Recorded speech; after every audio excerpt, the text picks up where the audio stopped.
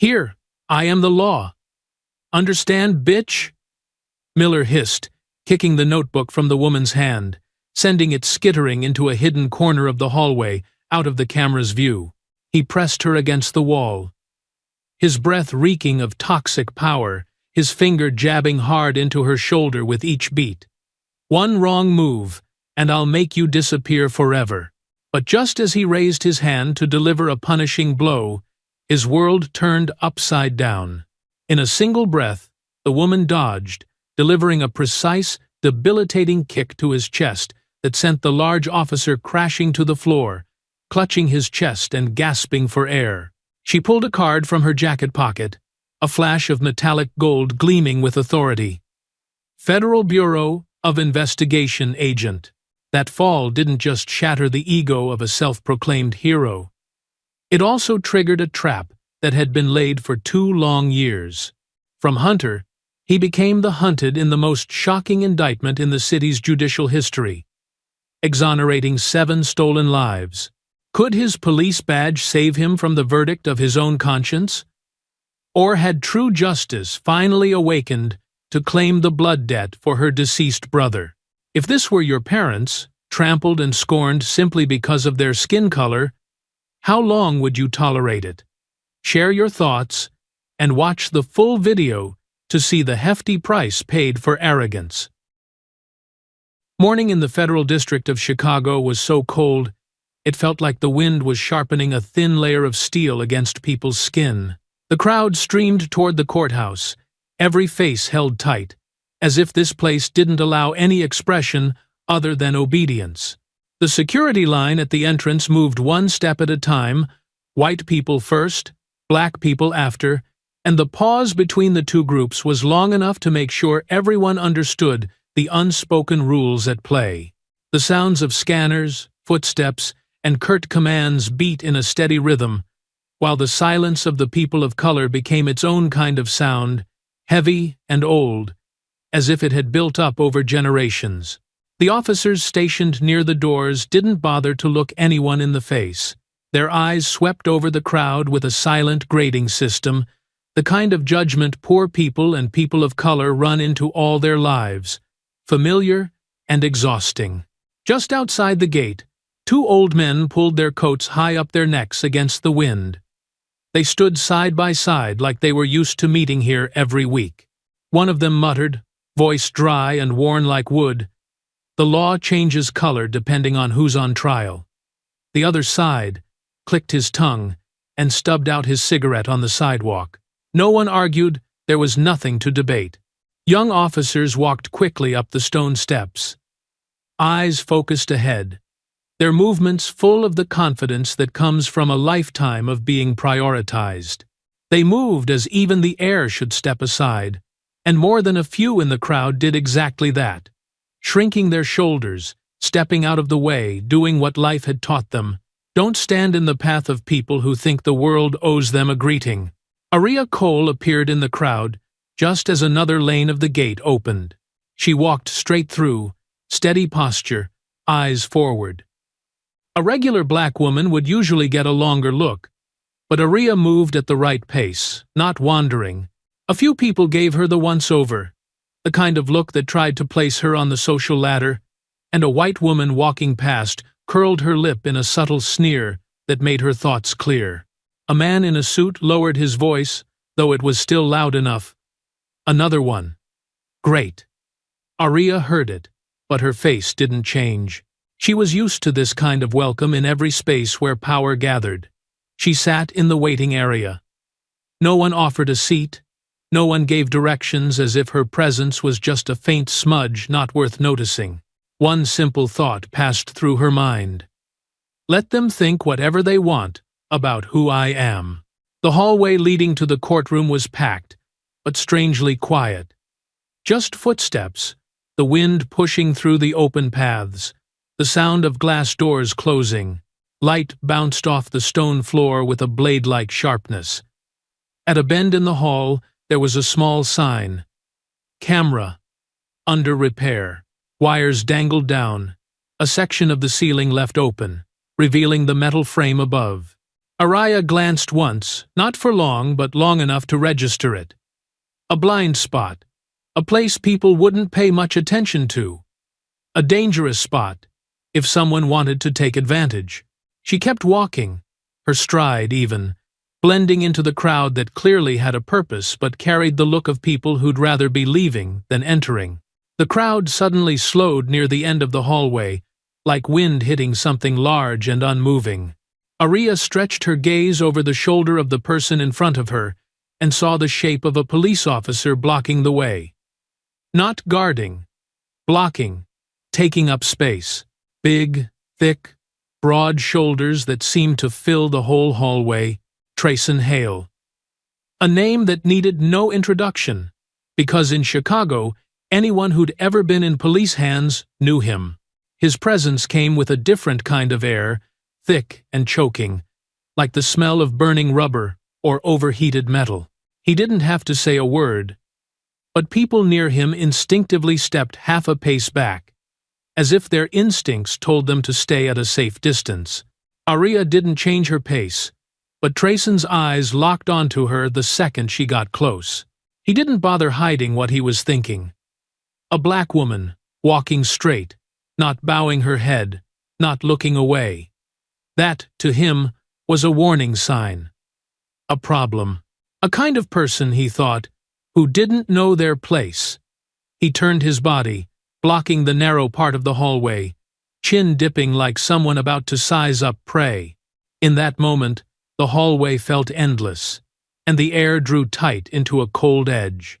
Araya took another half-step, and knew without a doubt this was the beginning of a day that would be anything but calm. The crowd in the courthouse hallway slowly thinned as Araya walked closer to where Trayson stood, blocking the way. He scanned the people like a hunting dog searching for its target, then froze when his gaze landed on the collar of Aria's shirt. His eyes moved from her collar to her pocket, then to her hands, waiting for an access badge that, in his view, everyone entering this place had to show. When he didn't see one, the corner of his mouth lifted in a sneer that was easy to read. His first words came out sharp and clipped. Lost? Or looking for trouble? It wasn't a real question. It was tossed out like garbage at someone who didn't deserve a reply. People nearby tensed up. Some who were used to this kind of scene looked down to avoid getting involved. Others glanced at Araya, wondering whether she'd crumble or stand. Araya kept her breathing steady, her eyes calm, though her hand held tightly onto a small notebook with notes from the Costello trial. Trayson looked directly at the notebook, as if it didn't match the image he had of her. He tapped the edge of it with his finger, then knocked it to the ground. It wasn't a hard push, but deliberate, like brushing aside someone's old sandals left on your doorstep. The notebook hit the floor with a dull thud. He stared at her, waiting for her to flinch, waiting for an apology, waiting for her to bow her head. The things he was used to getting from anyone he labeled as colored. A few people walking by slowed down. They didn't want to get involved in a moment between a man in uniform and a woman without a badge, but they could feel something starting, like metal under too much pressure. Araya bent down to pick up the notebook, moving slowly, without panic, without rush. Every movement was calm, measured, as if getting shoved didn't even register on her list of concerns. Trayson saw that composure, and irritation flared up in him like a sudden hot sneeze. He leaned in closer, his body bringing with it the smell of cheap cigarettes and mint, an odor Araya knew too well.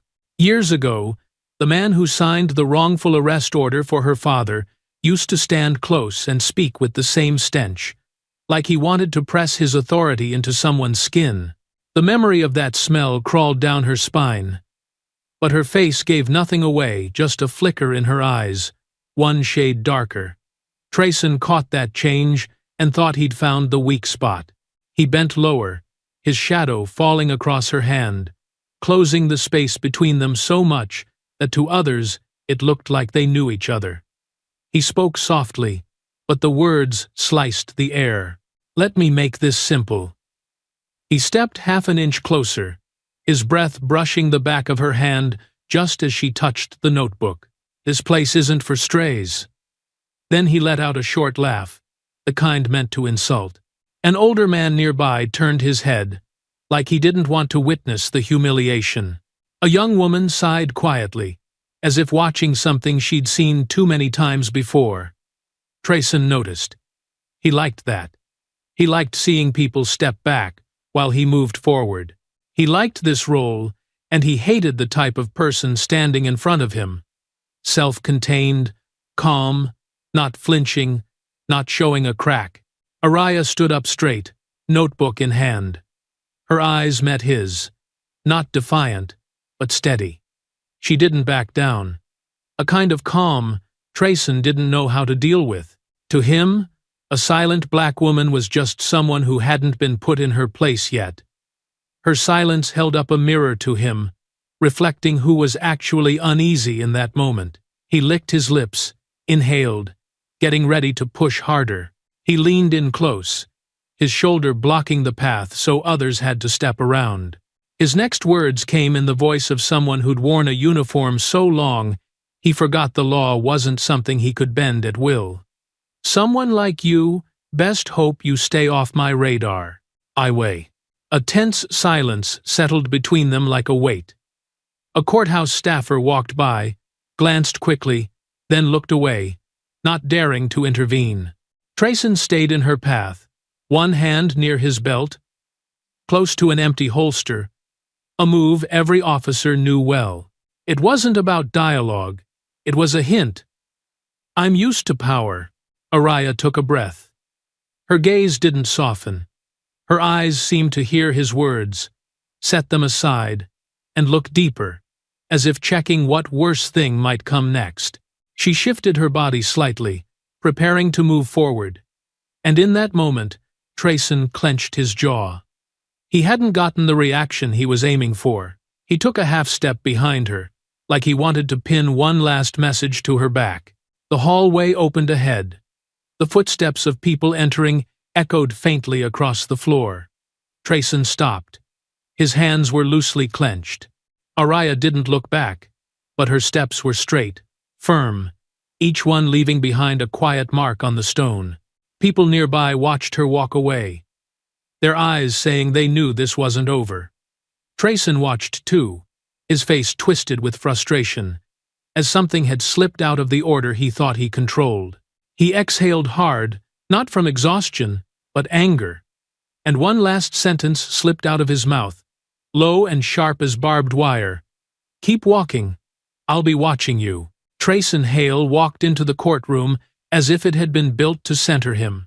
His posture was upright, chin slightly raised, eyes sweeping the room with the entitlement of someone who'd held power for so long it felt like birthright.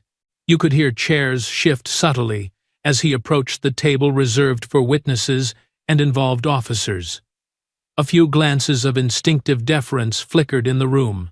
He wasn't someone people loved, but someone they avoided. In this city, especially the southeast part, people spoke about him in hushed but firm tones, the kind that said anyone in his hands knew they'd have no advantage in whatever story followed. The badge on his chest gleamed from regular polishing, and the way he moved said he saw it as his crown. Up front, lawyers from big firms nodded at him. They shook hands with the polite confidence of those with money and their own rules, and Trayson met their handshakes with pride, as if they were confirming his place on the invisible ladder of power in this courthouse. As he passed a plainly dressed family huddled together waiting for their son's hearing, his eyes barely flicked toward them, then dropped a beat lower. An expression used to survey a backyard after a party. To him, class division wasn't something to hide. Those people weren't in the realm of priority. The way he moved showed he believed they never mattered in the stories signed off by his pen. A court clerk stood to introduce the witness, but Trayson had already thrown out the day's first line into the room. His voice carried just enough for the crowd in the back to hear. "In here, I don't enforce the law. I define it." The line startled a few older folks, and a man in the back row shook his head slightly, recognizing the type.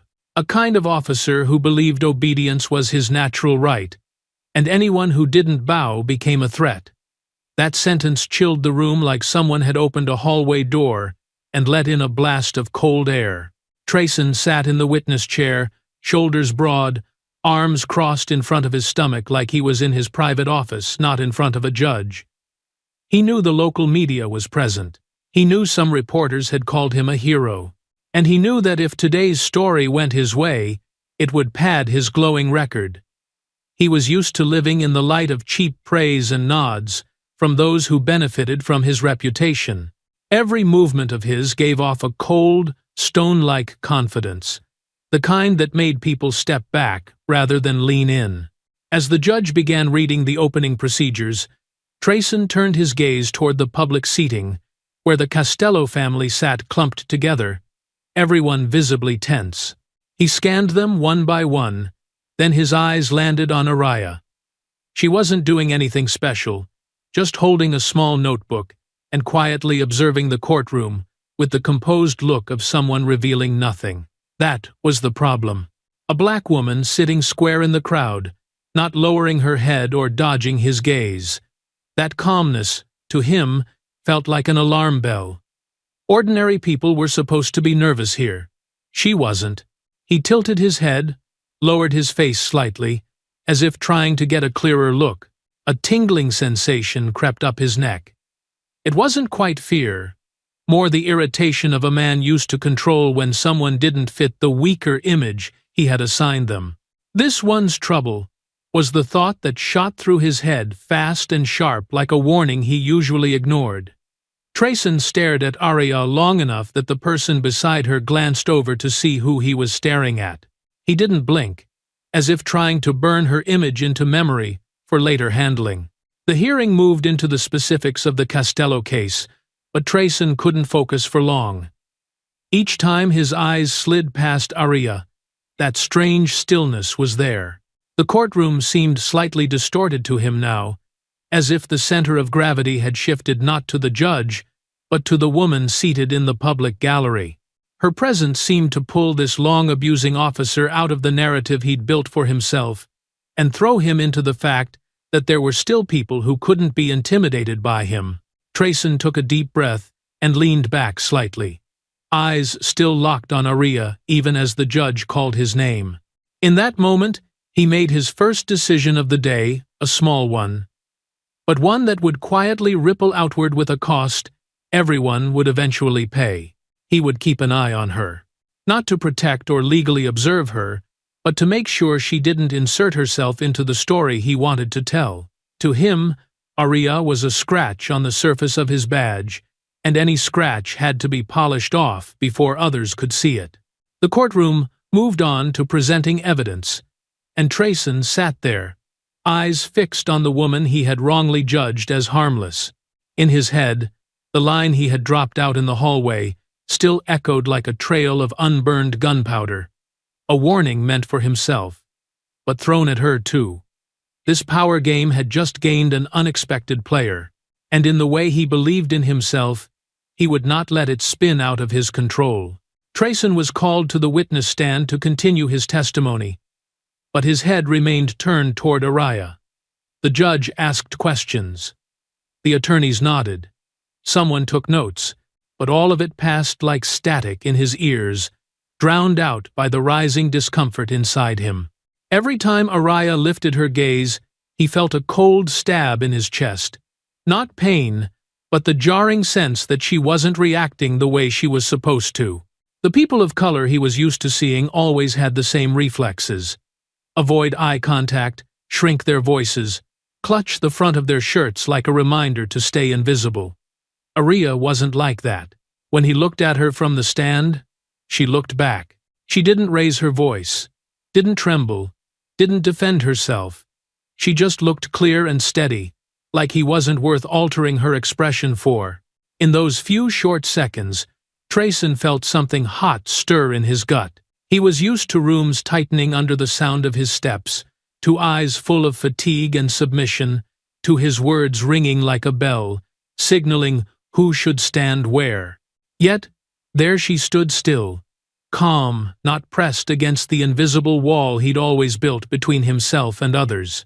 She stood like he wasn't even there, and that, more than anything, made him feel small for a moment.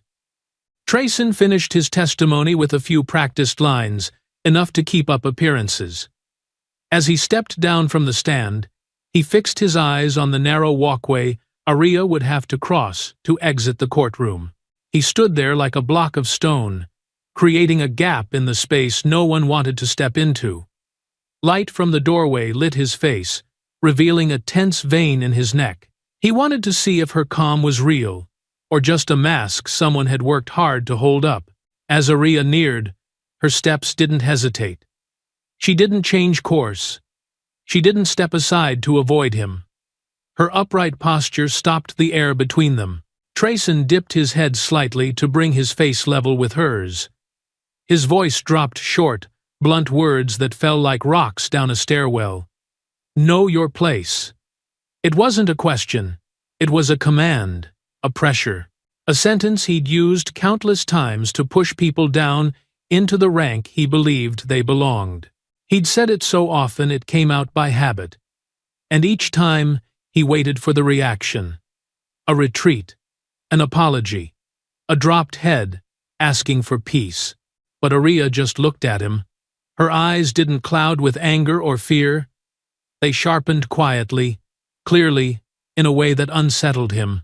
Her voice came out steady, not loud, no emphasis. But when her last word landed, everyone within 6 feet could feel the weight under it. I know exactly whose position is slipping. It's live. The reply was short, quiet in sound, but heavy in meaning.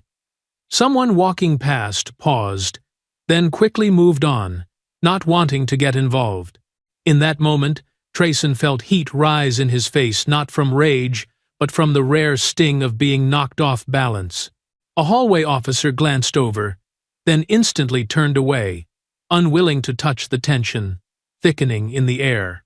Trayson stepped forward, just enough for anyone observant to notice the shift in his face. It froze for a moment, like someone had slapped him without touching him. He clenched his jaw, the muscles locking tight, and let out a sharp breath through his nose.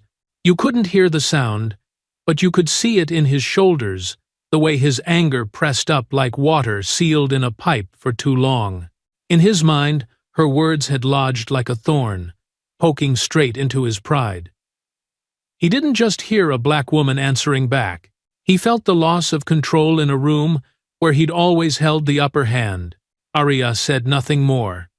She shifted just enough to pass through the tight space between him and the wall. As she walked by, a cold draft from the main door swept in, making the clerk's paper ribbons flutter on the desk. He heard the click of her heels on the stone floor, each step firm, deliberate, like she was stamping something new into the space between them. A woman in the gallery lifted her hand to her mouth, eyes wide, as if she'd just witnessed something no one dared to do in front of Trayson. He turned toward Aria's path, eyes locked on the straight line of her back. The usual forced calm he wore for the press had peeled away. What showed now was raw, darker, and rougher. He lowered his voice so it fell below everyone's attention. But the words were still sharp enough to cut the air. You just made a mistake. Aria felt the sentence land, even without turning back. It was like hearing a door shut behind you without knowing what's inside. Her breathing was steady. Her steps stayed straight. Trayson watched her figure fade down the hallway, and something inside him felt like cold metal, meeting water, cracking in silence, but echoing deep. He told himself this day wasn't going to end quietly, and the woman who had just spoken would pay the price he believed he had the right to collect. The east hallway leading to the courthouse offices was already quiet. But after the morning hearing, it felt even emptier, as if the whole building had exhaled one long breath and left behind a hollow silence. At the second turn, a crooked, under-maintenance sign hung in place. Wires dropped from the ceiling, and a removed camera left one corner dark enough to fall outside anyone's attention. For most people, this was a spot that made them walk faster. For Trayson, it felt like a private room, a place where he was used to acting on his rough instincts without fear of being seen. He had walked past this corner for many years, and each time felt his sense of power grow thicker here. It was like a crack in the courthouse, and he somehow believed it belonged to him.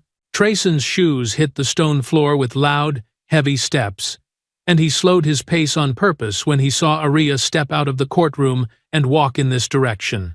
He timed it, quickened his steps enough to catch up, then eased back when only a few paces separated them. Aria noticed his presence from the sound of his shoes, the noise produced openly to tell the person ahead they were being followed. She didn't turn, but her pace shifted, as if she were weighing whether to step left or right. Still, when she reached the dim stretch of hallway, Trayson moved fast, cutting in front of her and trapping her between the wall and the edge of a jutting column. The gap was too tight for her to move. Aria had to stop. Trayson stood close enough that his breath pressed into the space between them. The familiar smell of tobacco and mint hit her again. He glanced around, as if confirming that this dark patch had no working camera, then lowered his voice until it was only loud enough to slip into her ear. "This is the right place to talk." He tilted his head, letting the ceiling light hit only half his face, while the other half sank into shadow, wrapped in intention no one wanted to meet. Aria couldn't step back, so she kept her spine straight against the wall. Trayson stepped in another half-step, his leg nearly blocking her way out. He lifted a hand not to strike her, but to search the pocket of her coat, quick and harsh.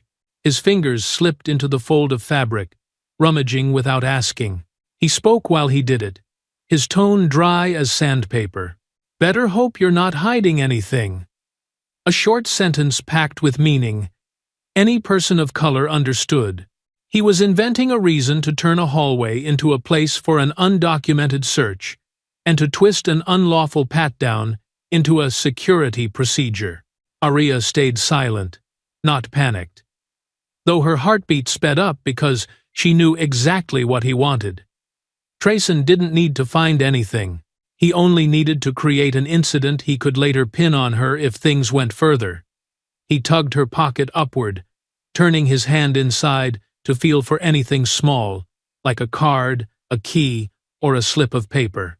When he found nothing he could use as evidence, he repeated himself, this time with a mocking slant, his voice carrying the satisfaction of a man convinced he was always right. "People like you always hide what you shouldn't." For a few seconds, Aria looked straight into his eyes. It wasn't defiance. It was a kind of study, as if she were recording each detail to use later. That look prickled under Trayson's skin.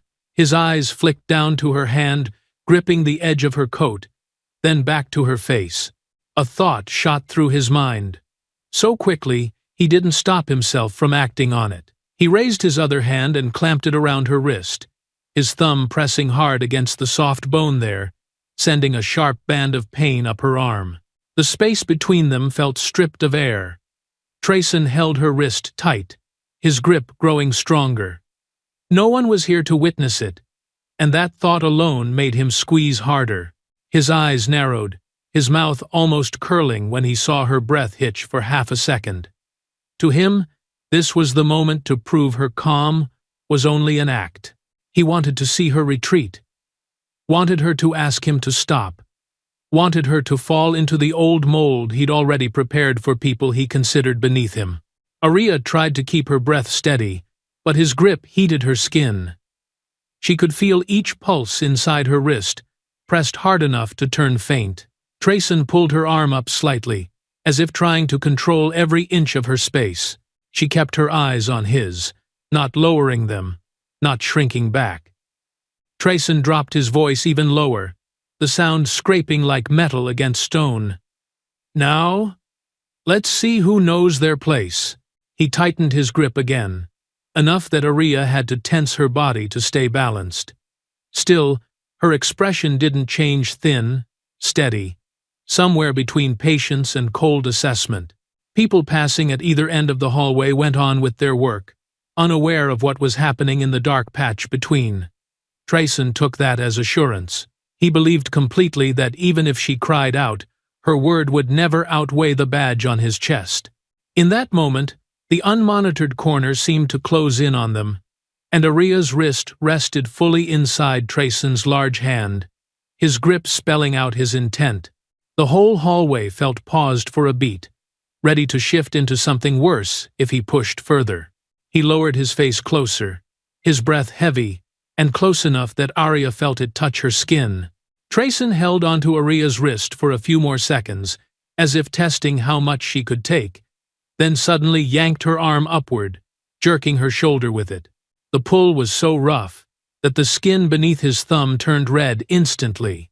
A raw red ring wrapped around her wrist, like a mark of authority he was trying to brand onto her. He stared straight into her face, his voice sharp and fast. "You people love to complain, huh?" The words dropped into the dim, camera-free space, like a stone into dirty water, heavy, foul, and soaked in the kind of insult he kept stored for those he considered beneath him. Aria kept her breathing steady, though pain shot through her arm, tightening her eyes for a brief second. Still, her gaze didn't drop.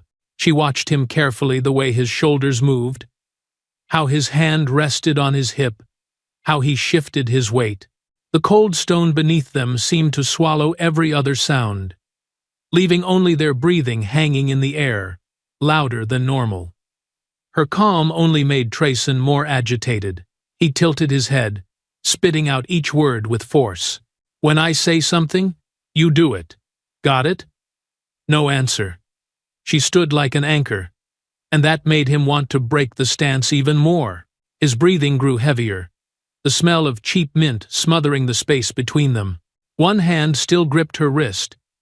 The other moved slow, deliberate, threatening toward her waist. His fingers brushed the edge of her coat. He leaned in closer, lowering his voice to its rawest tone. "In this Chicago, if I want to, I can make your whole family disappear." The words struck like a shovel into hard ground. No code, no disguise.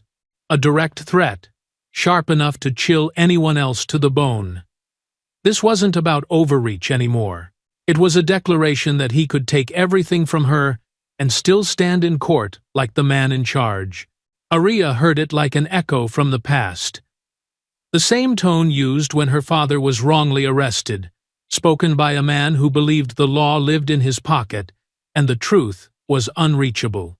A coldness rose inside her, but her face stayed level. She looked into Trayson's eyes, looked deeper, and saw behind the aggression the confidence of someone who had never been challenged by real evidence or real resistance. She inhaled slowly, deliberately, holding her body still even as his grip clearly aimed to hurt. Trayson saw that she didn't flinch, didn't beg him to stop, and that only pushed him to go further. His hand left her coat and moved lower, toward the front pocket of her pants. He knew the move was illegal, knew it violated every protocol for a security search. But this dark hallway, this blind corner with no cameras, made him feel untouchable. His eyes narrowed, lips twitching slightly, like he meant to savor this moment of total power. He placed his hand at the edge of her pants pocket, a move aimed straight at the last line of her autonomy. He looked down on her, yanked her wrist higher, forcing her body to react. "Let's see what you've got in here," he said, dragging the words out, each one scraping the air like a final insult before crossing a line he knew existed. Someone else in this situation might have screamed or yanked away. Aria didn't move. Her eyes stayed locked on him, even as his hand touched a part of her body that any federal law would declare off-limits in a search. She tracked every shift in him like someone thinking clearly in a smoke-filled room. She counted his breaths, watched the way his shoulder twitched with tension, how his free hand started to brace for a tighter grip. Her anger didn't explode like fire. It pulled in like a blade, sharp and focused, Trayson's body leaned forward slightly, his head blocking the overhead light. In that shadow, he felt stronger, convinced no one would stand up for her if this got out. He'd done similar things before in his career. Most victims stayed silent, or scared, or got pushed out of court with accusations he'd made up. Thinking of that, he let out a quick, mocking line. "You know you won't beat me." Just as his hand was about to slide into her pocket, footsteps echoed at the far end of the hallway. Light but clear, steady and firm, not someone lost, not a court staffer rushing by. Trayson turned his head slightly toward the sound, just enough for Aria to see the shape behind him shift. Darkness gave way to a silhouette, approaching quickly into the lit part of the hall. A figure in black passed through the far strip of light, the silver stripe of a federal-issued belt catching the glow. A sign she recognized too well from her time working with the Bureau. Trayson didn't have time to let go or hide what he was doing. The figure got closer, each footstep landing like a silent warning. Trayson's jaw tensed for a split second. One hand still gripped Aria's wrist. The other hovered at the edge of her pocket, just centimeters away from turning this into a chargeable offense. The air between them tightened, stretched to the breaking point, waiting for that next footstep to land. The sound of footsteps at the end of the hallway startled Trayson for a brief moment. But the instinct of someone long used to abusing power pushed him to cover it up with more aggression. He let go of Aria's wrist, but didn't step back. Instead, he drove his shoulder forward, pinning her tighter against the wall. The shove slammed her shoulder into the cold stone, a dry thud echoing clearly in the dim space. Aria tilted slightly from the force, but kept her balance. Seeing that only fueled Trayson's frustration. He wanted to see her stumble, wanted her to collapse or hold back tears, but her steady footing stripped the shove of the effect he wanted. He turned his head toward the main hallway entrance to check who had passed. When he turned back, his face held a new tension. Not outright fear, but the look of someone doing fast math, trying to figure out how many seconds were left to make this scene match the story he wanted. Trayson pressed in closer, giving Aria no space. His breath was heavier than before, and heat rose up his neck. A sign he was losing control. He lifted his hand again, pressing into her shoulder. Not with much force, but with an intent that was crystal clear. To push her down, both literally and figuratively. Aria turned her face slightly to avoid the stench of tobacco on his breath.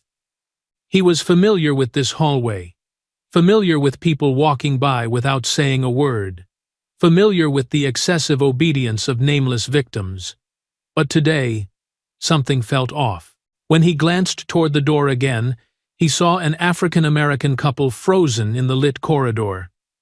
They slowed their steps when they noticed Trayson's and Aria's posture. The husband placed a hand on his wife's back, as if to guide her away. But his eyes stayed locked on the scene.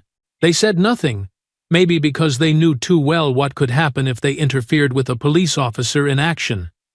But their gaze, hesitant as it was, marked every line on Trayson's face. They would remember. He knew that. Their eyes shifted something in Trayson. His face changed immediately.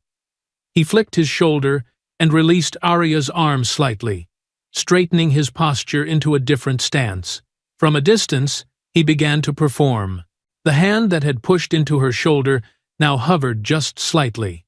The movement shaped into the appearance of a body check, a gesture he tried to disguise as the professional action of an officer on duty. He wanted to fool the couple walking past, and whoever was approaching from behind. He lowered his voice, but spoke fast. "Stay still. I'm conducting a security check."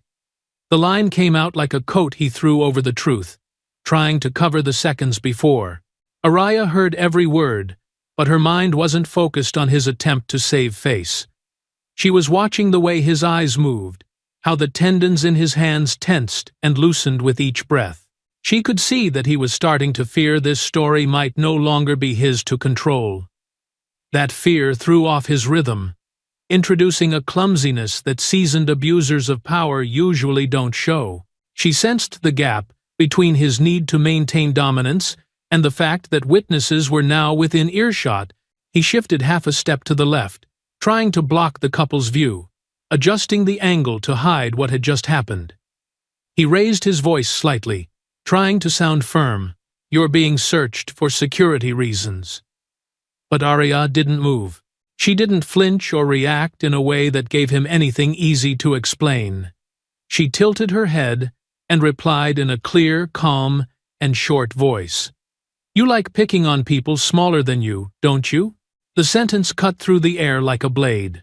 No one else heard it clearly, but to Trayson, it hit the one spot he always tried to hide: the truth that most of the victories he wrapped himself in were built on bullying the powerless. His face changed at once. His eyes narrowed like two strips of heated metal. He had years of experience managing his expression in court, but this line struck directly, unspinnable. He took a longer breath than usual. His jaw clenched, facial muscles shifting as he tried to suppress the surge of anger rising. For Trayson, this was no longer about controlling the situation. It was about preserving his ego in front of someone he believed had no right to meet his eyes like that. Arya saw his hand twitch slightly, a telltale sign that he was on the edge of doing something reckless. His lips parted, as if to deliver something even more venomous. But before he could speak again, the hallway filled with a new sound. Footsteps, closer now, steady and sure. Not the hesitant kind.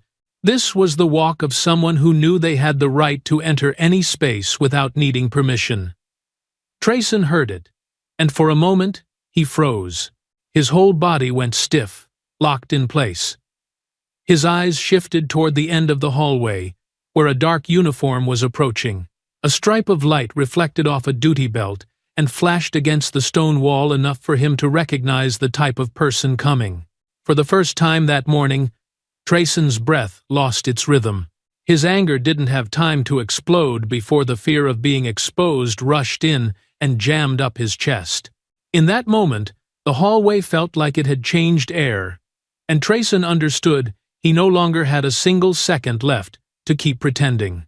Trayson returned to the courtroom with a face already reset, as if the moments in the dark hallway had never happened. His shirt was crisp, his badge gleamed, and he walked like someone about to be added to the department's honor wall. When the clerk called his name, he stood with a deliberately slow motion and walked to the witness stand like a man convinced the entire room was waiting to hear his heroic tale. His voice dropped half a tone during the oath, as if trying to project solemn credibility. The reporters in the back row raised their cameras, and Trayson tilted his face slightly to catch the light at the angle he knew made him look trustworthy. As soon as the prosecutor asked the first question, Trayson shifted his tone. From low to firm, from firm to the voice of someone who had faced danger and survived to make the city safer. He described the chase that night as if reading from a textbook on courage. Every sentence had emphasis, every detail was tailored to elevate his role. He described Costello's figure emerging from a dark alley, the patrol car's lights glinting off a gun, how he had to charge in to save a woman, pinned against a wall. He painted himself at the edge of life and death, left hand on his weapon, right hand pulling a civilian out of danger. Arya sat silently in the back row, eyes unblinking as she followed each of his breaths. She watched how he hit the lines meant to stir sympathy, how he exaggerated the threat level to justify the gunfire that followed. She heard how he shaped the story for courtroom approval. But as someone who'd worked investigations before, she recognized the scent of over-rehearsed testimony. It was too smooth to be natural. And each time he paused to breathe, she caught signs of someone trying to cover up what wasn't true. Then came the key line, the one he knew would win over people who had never set foot in a low-income neighborhood. "I had to protect innocent people, especially in an area full of unstable elements." The room stirred slightly. A few heads turned toward the public gallery, where several black families sat observing the trial. Trayson delivered the line with the weariness of a man burdened by years of serving amid chaos. But Aria heard it more clearly than anyone else. She heard the racism in each word, the bias in how he spoke of the neighborhood as if it didn't belong on the city map. She stayed still, hand on her notebook, writing down only the most important lines. But what caught her attention most wasn't what he said. It was the space between what he said. Once, he paused just a little too long when recalling the time he arrived on scene. Another time, he claimed to be at the end of the street when the incident occurred. But Aria clearly remembered the case map, showing that from that spot, the fast food location where Costello was arrested wasn't visible. Each small crack tugged at the seams of the story he was trying to stitch together. Costello's defense attorney looked up each time Trayson's words didn't quite line up. He jotted quick notes, glancing at Aria, clearly realizing she saw it too. Trayson kept talking, laying on the drama even thicker. But the more he spoke, the more the holes in his testimony became visible. He said he heard shouting from behind a building that, according to the report, was under construction and closed off at the time. He claimed to have chased Costello on foot, but a witness had already said the patrol car's lights were on before any chase began. Aria flipped a page slowly and wrote a few short lines. She didn't need to write much. What was unraveling wasn't in the length of his story, but in how it clashed with the facts. She noted how his eyes moved whenever he was asked about timing. He didn't look straight ahead. His gaze shifted to the right, the look of someone trying to reconstruct a lie to fit the hero script he'd practiced again and again. The defense attorney adjusted the mic and set his pen on the desk with a soft tap that silenced the room. "Officer Hale, let me ask again about where exactly you were when you heard the gunshot," he said. Trayson replied quickly, repeating the rehearsed line. But right after, the lawyer raised his hand in signal. A tech assistant stood up and turned on the large screen at the center of the courtroom. The bluish light from the screen washed over Trayson's face, and for half a second, Aria saw it stiffen. The room went unnaturally quiet. The kind of stillness that comes right before a building shudders from a storm. The attorney spoke slowly. "Let's take a look at this footage." His final words fell with weight, drawing every eye in the room toward the screen. The monitor brightened, the video queued up, and Trayson, though trying to keep his face composed, gave away a slight tension around his eyes. This was the moment Aria knew. The hero story he'd been performing since morning was about to be stripped apart, one layer at a time. The large screen lit up, a cold blue wash falling over the courtroom like a thin layer of water, muffling every sound. The dashcam footage started slowly, the angle slightly tilted, clearly showing the timestamp and GPS location. That detail alone was enough to make Trayson swallow hard. Cameras don't lie, and he had just said too much. In the video, his colleague's patrol car was parked on a completely different street, and Trayson appeared in the third frame, standing next to a corner store, holding a cup of hot coffee and looking at his phone, while moments earlier he had sworn under oath he was pursuing a suspect through the north intersection. The image was so clear, there was no need to rewind. A small escaped from the back rows, then fell silent the moment everyone realized they'd just heard something they shouldn't have. The judge leaned back slightly, eyes narrowing. The prosecutor adjusted his glasses, while Costello's defense team didn't bother hiding their intrigue. People exchanged glances, brows furrowed, and a silent question spread thick in the air. He lied? Notes stopped mid-air. The camera shutters no longer clicked. A woman seated at the end leaned over and whispered to the person next to her. "No mistaking it. That's him." Trayson tried to keep a stiff expression, but the collar of his shirt twitched with each swallow. Sweat dotted his temples, something he couldn't hide, even with his posture straight. The defense attorney asked softly, "You said you were at the end of Harrison Street at this time, correct?" Trayson nodded too quickly, then corrected with a slower nod. Yes, maybe I got the seconds wrong because of the emergency. His voice cracked slightly on the word emergency, which made a few people in the back glance at each other again. He tapped his fingers lightly on the edge of the stand, a soft but telling sound of unease. He pushed on. Sometimes cameras are a few minutes off. The system. But even he knew the excuse was paper-thin. The lawyer raised an eyebrow and signaled the technician to skip to the next part. The video showed Costello being blocked from the west, while the GPS showed Trayson's patrol car still near the laundromat. That alone stripped the hero story he had built of its very first layer. Trayson looked at the screen, then down, then scanned the crowd as if searching for an ally.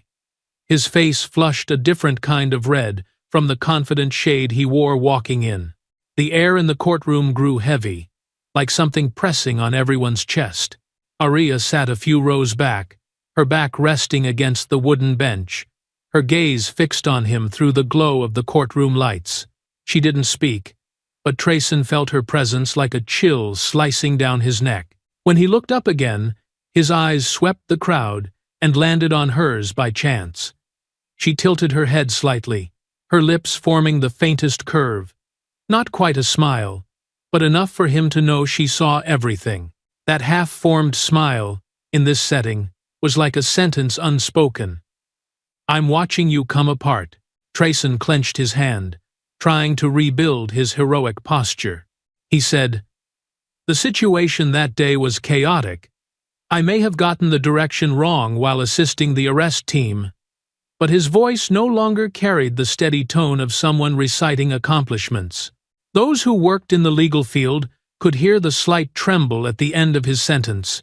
The prosecutor flipped a page in his file, asking, "Wrong direction for 4 full minutes? While you claim to be chasing a suspect?" The question dropped clean and quiet, but it hit directly at the growing crack in Trayson's version of events. He opened his mouth to explain, but every word tilted the courtroom further against him. He tried, "I reacted on instinct, prioritizing civilian safety." But the image of him holding a coffee cup in the video made the words sound absurd. A quiet snort of laughter rose from the back of the room, quickly stifled. He turned toward the sound, face flushing, then faced forward again to avoid showing how rattled he'd become. Aria watched each shift in his expression. The tightening of his jaw, the shallow rise and fall of his chest, the tapping fingers on wood trying to steady himself. She didn't write anything in her notebook anymore. She didn't need to. The scene spoke louder than words. She simply sat there, still, as if she had already known how the first crack in him would show. Trayson glanced over again and saw her gaze hadn't changed. Calm, perceptive, neither holding back nor offering pity. That alone brought back a clear image. The east hallway that morning, where he'd grabbed her wrist, where there were no cameras, where he thought she would retreat. A different heat now crept down his spine, not anger, but worry. The wall in his mind, built over years of crushing others beneath it, now made a quiet cracking sound. The video continued playing, zooming in on the GPS, showing his figure clearly in a location that didn't match his statement. All around the room, eyes locked onto him with suspicion, while Aria sat just a few rows away, silent as stone, but that silence cut like a blade. He swallowed hard, his heartbeat rising as he realized her eyes held what he feared most. She knew he was slipping out of his own story. And in that very moment, under the courtroom lights washing over his paling face, the image of that cameraless hallway came rushing back like a fist to memory, along with a fear he hadn't yet named. The lunch break in the trial turned the main hallway into something like a train station. People coming and going, lawyers on calls, court staff moving documents back and forth, but in the eastern corridor, where thick walls blocked most of the light, the atmosphere was completely different. Few passed through. The noise echoed faintly, as if the space had been cut off from the rest of the courthouse. Arya stood beside a stone pillar, reviewing her notes, waiting for the afternoon session to resume. Trayson appeared at the end of the hallway like a cold gust. His footsteps no longer carried the fake confidence from that morning. They were fast and heavy, full of the coiled tension of a man cornered. His face tried to stay calm, but his eyes lit up in that dangerous way, like someone looking for a place to unload everything he'd just swallowed in the courtroom. He scanned the area to make sure it was quiet. When he saw only Arya standing there, he headed straight for her, not slowing down. Arya noticed the movement of his shadow on the tile floor before he got close. She looked up, stepping half a beat to the side as if to leave, but Trayson cut her off instantly. "Where you going?" he said, not a question, but the kind of command he was used to giving. Without waiting for an answer, he grabbed her arm and yanked her into a narrow corner between two walls, where the light didn't reach and the noise from the main hallway faded almost completely. The force of the pull made her turn to keep balance, but her face stayed still. That only made Trayson angrier. He pinned her shoulder between the wall and his arm, his voice snapping out sharp and hostile. "You following me?" He couldn't control the end of his sentence. It cracked slightly, revealing he was no longer calm. His breath hit her face, hot and thick with cigarette smoke. His eyes were wide, in that way people get just before crossing a line, without thinking of what comes after. Arya looked directly at him, unflinching. She noticed the small twitch in his eyelid, a telltale sign of nerves he was trying to hide. She stayed silent for 2 full seconds, forcing him to sit in the weight of his own question. Trayson tightened his grip, raising her arm just enough for her shoulder to bump the wall behind her. "You people always gotta stick your nose where it don't belong," he growled, each word crushed out of his throat. The phrase landed close to her face, soaked in the kind of contempt he liked to use on anyone he saw as beneath him. He said, "You people," with a tone close to disgust. Like every black woman he encountered was an obstacle in the hero story he kept writing about himself. The bitterness in his voice would have made anyone else's head ache, but Arya didn't look away. Trayson leaned in until the space between them was no more than half a hand. His voice dropped low enough to carry the sound of his breath. "I saw how you looked at me in that courtroom. I'm not stupid." He spoke faster now, like someone starting to believe the story he'd made up to justify his own rage. "You think I don't know what you're doing?" Arya didn't reply, but she raised her other hand as if adjusting her watch strap. The motion was so ordinary that Trayson didn't think twice about it, but the way her finger tapped the edge of the watch, quick and precise, was something only someone with specialized training would understand. A soft touch, no longer than 0.2 of a second, activated a silent alert, sent directly to the marshals, stationed near the courthouse since morning. No sound, no vibration, just a small light blinking off inside the watch to confirm the signal had gone out.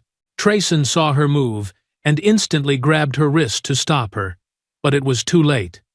She looked at him, her voice calm enough to make his blood boil. "You're digging your own grave." The words landed softly, like sand, but their depth made Trayson's face change at once. He pulled his head back slightly to get a better look at her, as if trying to confirm whether she had really just challenged him to his face. But Arya's eyes didn't flinch, didn't tense. They simply lit up with the clarity of someone who understood more than he did in that moment. That sentence pushed Trayson past the last shred of self-control. He yanked her closer, using his body to pin her against the wall, neck tendons bulging. A vein twitched at his temple, pulsing with the rush of his heartbeat. "Who the hell do you think you are?" he growled, each word thick with breath. He raised his other hand, fingers spread, as if ready to grab the front of her shirt, or slam her into the wall again harder, rougher, hard enough to leave a mark he thought he could excuse with 2 simple words: security check. Arya stayed where she was. She didn't escalate, but she didn't retreat either.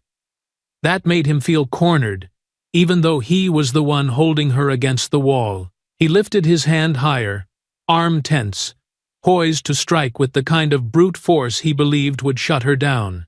But just as his hand was about to land, the sound of footsteps echoed from the far end of the hallway, strong and steady. Unlike those of a court clerk or a bystander, that rhythm was familiar to Araya, but it made Trayson falter for half a beat. The sound grew closer, each step like a countdown. Araya saw it in his eyes, the flicker of realization. And Trayson understood that his time in this shadowed corner was running out. His hand was still raised, but the fear of being caught pulled him toward a final decision.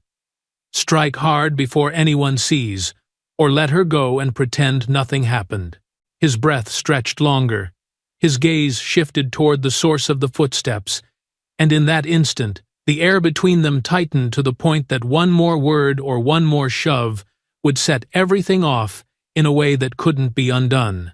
Trayson stood directly in front of Araya, his arm still raised like a blade about to strike. The tendons in his arm bulged into tight, twisted cords, and his face was flushed purple with the rage he'd been holding back all morning. His eyes were wide open, the whites showing more than the irises, the eyes of someone who'd crossed the line of control. He no longer saw the courtroom, or the hallway, or the consequences. All he saw was a single target standing in front of him, and the humiliation he believed Araya had thrown in his face. When he took a deep breath, his shoulders rose and dropped hard. Araya knew he had made up his mind. This wasn't a threat or a display anymore.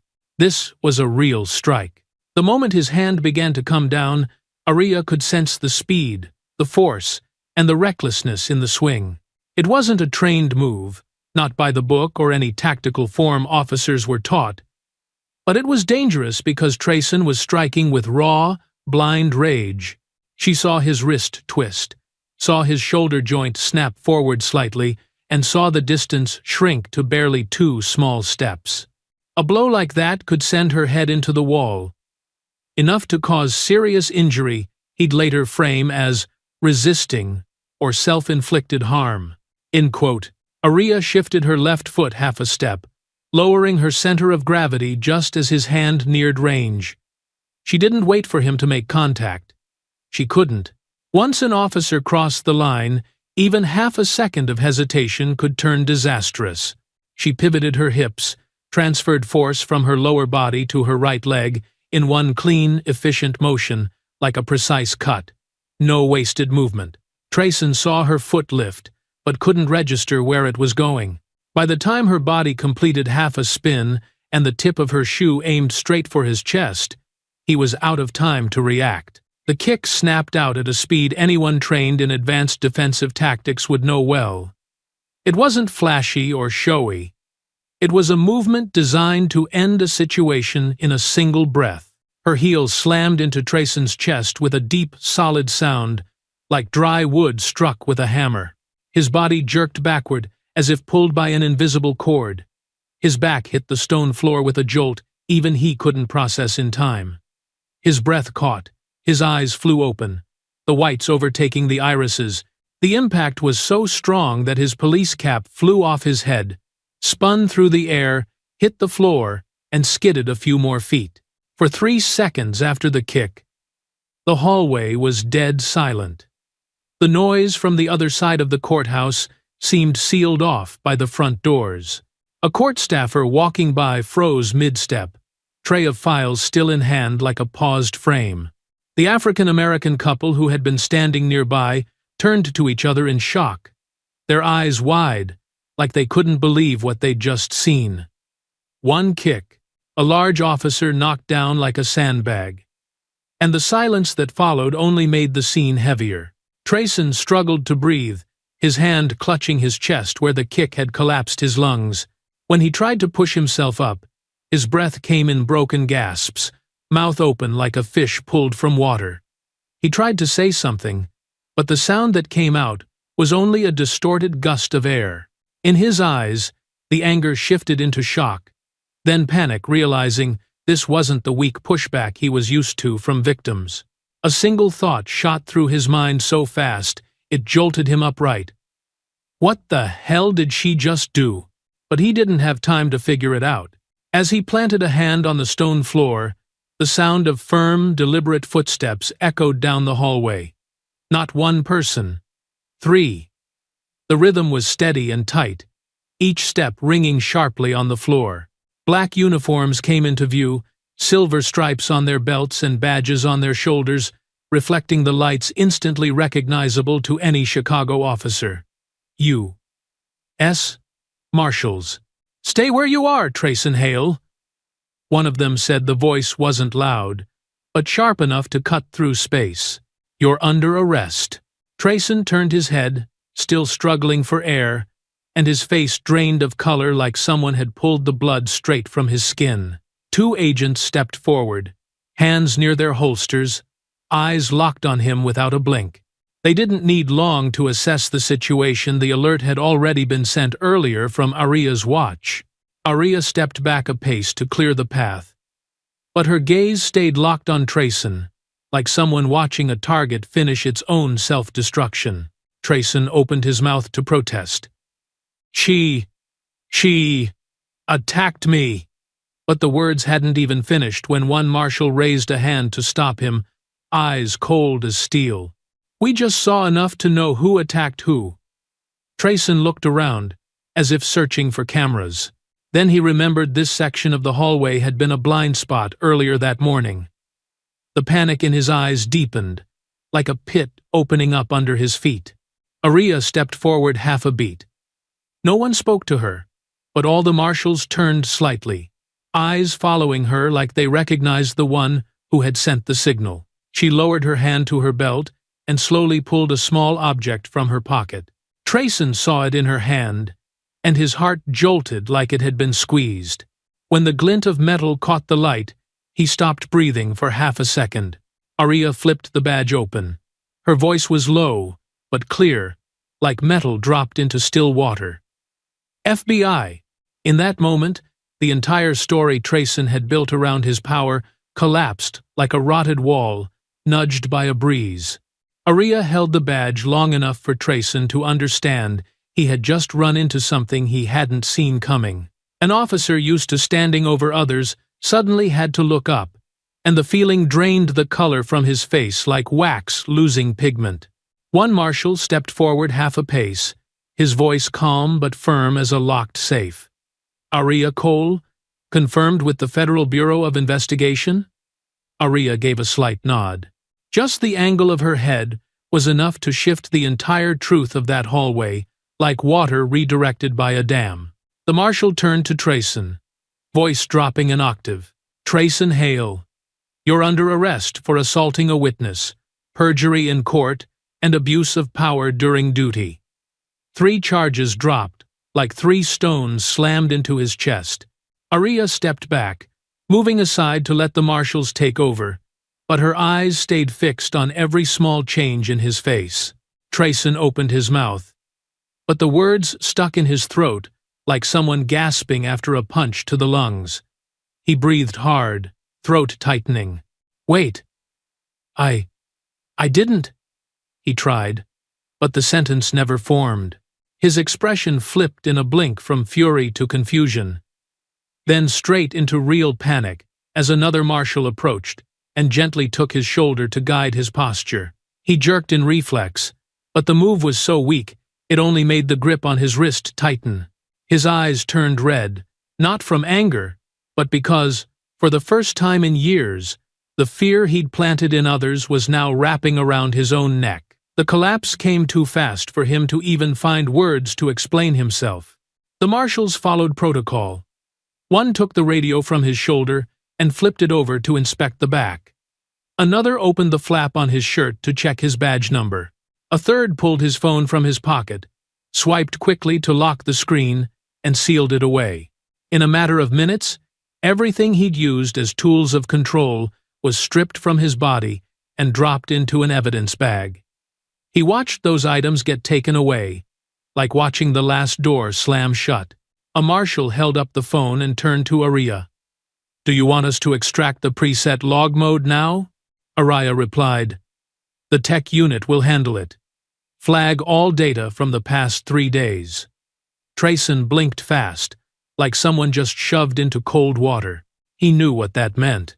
He knew his phone wasn't clean, and the radio still had a recording from that morning. The one he thought was safe, because the hallway camera was broken. A marshal held both his hands behind his back, feeling the subtle twitch of a man trying to hang on to some scrap of confidence. Trayson tried again. She attacked me. She started it. But his voice cracked, the sentence breaking into 2 uneven pieces, like his breath was being cut off by sheer panic. The marshal handcuffing him didn't bother answering. The other one just stared at him, voice low. We saw what you were about to do. Araya stepped closer by 1 more step. Not to intimidate, but to say one last thing before he was taken away. Trayson avoided her eyes like someone dodging a mirror. But she didn't wait for him to look back. Justice doesn't care about skin color. You're the one who stained it. The words weren't loud, but they sank deep. A sentence that carried the weight of a long road of injustice she had endured, and made it clear to Trayson that what was choking him now wasn't just the cuffs. It was the truth he had trampled on for years. Araya turned away before he could argue, not giving him a chance to shift the narrative. The marshals began leading him out of the hallway. Each of his steps grew heavier than the last, not because of the pain from the kick, but because it felt like every layer of protection he'd ever had just been stripped away. He looked around, eyes darting like he was searching for a way out, but every path led to the gaze of someone who had just seen his true face. 2 court employees stood at a distance watching him, their eyes no longer fearful but now carrying the look of people who had seen too many like him. A young man on his way to file paperwork came to a full stop when he noticed the cuffs on his wrists, eyes wide open. Trayson saw it, and his face tensed up for the first time in years. He felt small in a crowd. A marshal gave his shoulder a light push to guide him toward the exit. Let's go, Hale. The words weren't angry or harsh, but they were clear and firm. Trayson lowered his head to avoid the light from the main entrance. The badge that once symbolized his pride now sat sealed inside an evidence bag labeled with a criminal charge number. They took him far enough that Araya could no longer see his figure. The hallway regained its space, and the soft buzz of break time, but the air still carried an aftershock, like what lingers after a small explosion. Araya lowered her hand and adjusted the edge of her jacket. Her heartbeat was starting to settle, and her breathing stayed steady and clean. The remaining agents nodded at her, saying nothing more, because they knew the next part belonged to a higher federal level. As she turned back to prepare notes for the afternoon session, a young court staffer approached, holding a slim gray folder. His face was tight, and his eyes glanced sideways like someone unsure whether he should be curious. Miss Cole, he said quietly. They told me to get this to you right away. Araya took the folder. It was light, but stiff, with nothing on the front except a faint symbol in the corner, just enough for her to know it didn't come from the standard document tier. As she placed her hand on the edge of the folder, ready to open it, a thought flickered through her mind. Whatever was going on between her and Trayson was only the beginning of something much larger. The folder opened easily, revealing the first page, and what was printed on it instantly changed the rhythm of her heartbeat. Araya opened the case file, and the first page was marked with bold, dark lines, as if someone had wanted to emphasize the weight of each item. The summary report was in the upper corner, clearly stating the investigation had lasted 12 months, with findings ready to be submitted to the Department of Justice. Just beneath the title line was a list of 7 names. 7 individuals, 3 of whom Araya had vaguely heard, mentioned during community meetings around South Shore, but never in depth. All were black men, between the ages of 20 and 40. The charges varied, the severity varied. But one thing stood out unmistakably. Every one of the 7 cases listed Trayson Hale in the initial report, and everyone ended with the victim being unavailable for testimony. Ontes. Aria turned through each subfile slowly, her grip tightening with every line of notes. The first, Marvin Booker, was arrested in an abandoned parking lot on a weapons possession charge. Scene photos in the report showed the gun lying less than 2 feet from his hand. The second, Darius Kent, was charged with assaulting an officer after being found acting disorderly, but federal investigation footage revealed he'd been pinned to the ground before making any move to resist. The third, Lionel Rhodes, died in holding just a few days after being arrested for public endangerment. No one knew the internal investigation report had been closed within 36 hours. Araya gripped the folder edge harder with each page turn. All the victims were black. All lived in underprotected, low-income neighborhoods. And every case had irregularities glaring enough to shred Trayson's entire defense. The analysis report concluded that mismatched timelines, camera blind spots, and inconsistent witness statements showed an abnormally high rate of failure. Someone had been cleaning up the connections. But what hit Arya hardest was how each case ended with a line cold enough to cut. Victim uncooperative. Insufficient evidence to continue investigation. Handled per protocol. The 8th page was noticeably thicker, holding a clear plastic sleeve with an image of a small handgun. The caption beside it read, "Exhibit matches all 7 scenes." This was the plant weapon. A single handgun, placed at 7 different locations, used as evidence against 7 different men. The serial number had been scrubbed long ago, but metal trace analysis showed it had been reused multiple times. Next to it was a detailed timeline, showing when the gun had appeared at each scene. The timestamps chilled Arya. All of them matched Trayson's patrol schedule during key windows. He had brought the gun himself, then reported it as a recovered suspect weapon. The next page tracked the flow of money. 2 pages of financial records used black arrows to show transfers through 4 different shell companies: a small real estate business, a storage service, a phantom transport company with no office, and finally, a front operated by Costello. The money passed through intermediaries and landed in an account under the name of one of Trayson's maternal relatives. All of it within what he must have thought was a safe range, not large enough to trigger bank scrutiny, but enough to keep mouths shut when needed. The final page analysis stated clearly, fund transfers coincide with dates of arrests, showing irregular patterns. At that point, all the silences, the hazy witness statements, the cases quickly buried, they all came into sharp focus. There was no longer any room for doubt. Trayson was part of Costello's network, in exchange for playing the middleman, cleaning up evidence, setting people up, and manufacturing legal cover.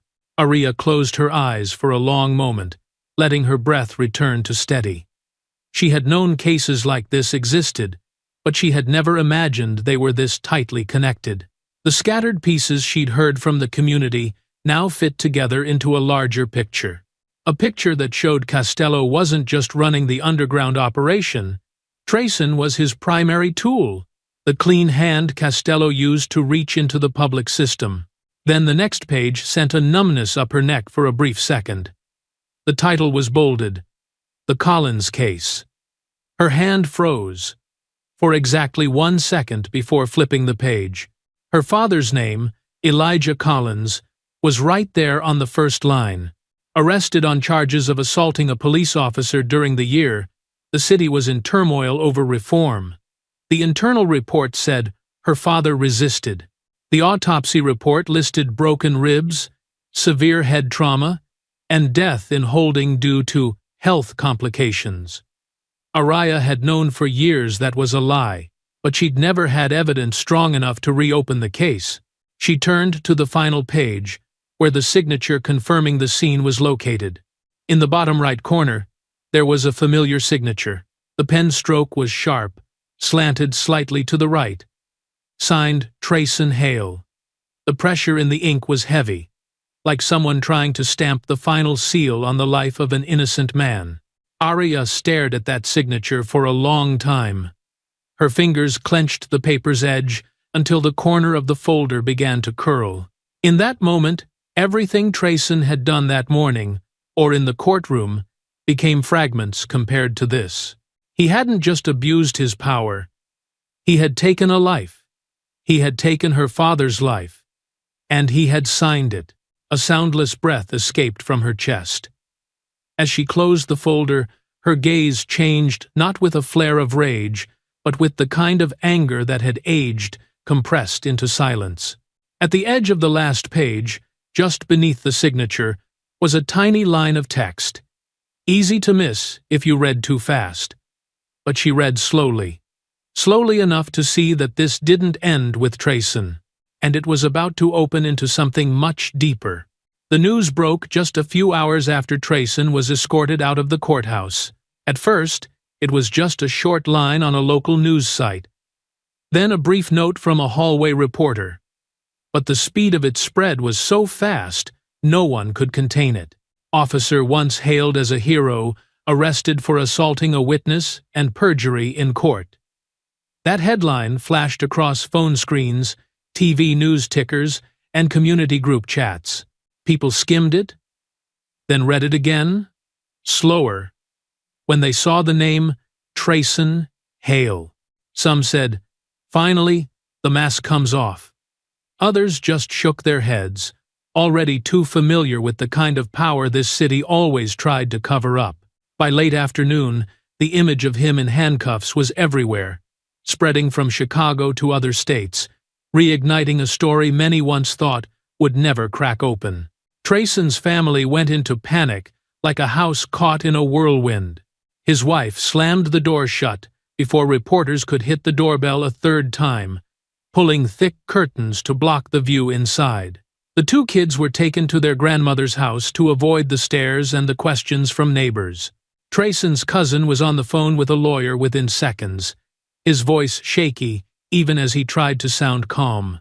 The whole family argued non-stop, from insisting Trayson was innocent to blaming the media for twisting the story. But their faces showed dozens of cracks from fear. They knew Trayson had a temper, but none of them had imagined it would explode into a federal scandal. That fear settled in their home like smoke that wouldn't clear. Across the South Side streets, the black community began to gather in the familiar way Chicago communities do when something hits a shared wound. One group held a meeting right at the small plaza near the bus stop. A speaker raised his voice. 7 false charges, 1 man dead, and he was called a hero for years. Some nodded. Some wiped away tears when they heard the names of the victims who'd been framed with guns. In the crowd were people who'd been stopped by Trayson for no reason, pulled aside for walking the wrong way, or questioned just for not looking like someone headed to an office job. They told each other stories that once felt like bad luck, now realizing they were part of a pattern. An elderly man with a silver beard stood up and said, "When a man like him falls, the whole city wakes up." Civil rights groups started drawing up petitions. They called for a full investigation into the Southeast Patrol Unit, a review of every arrest involving Trayson over the past 10 years, and protection for witnesses to prevent further intimidation. Many young people live-streamed the community's outrage, speaking about what it felt like to be treated as a threat just for walking to work.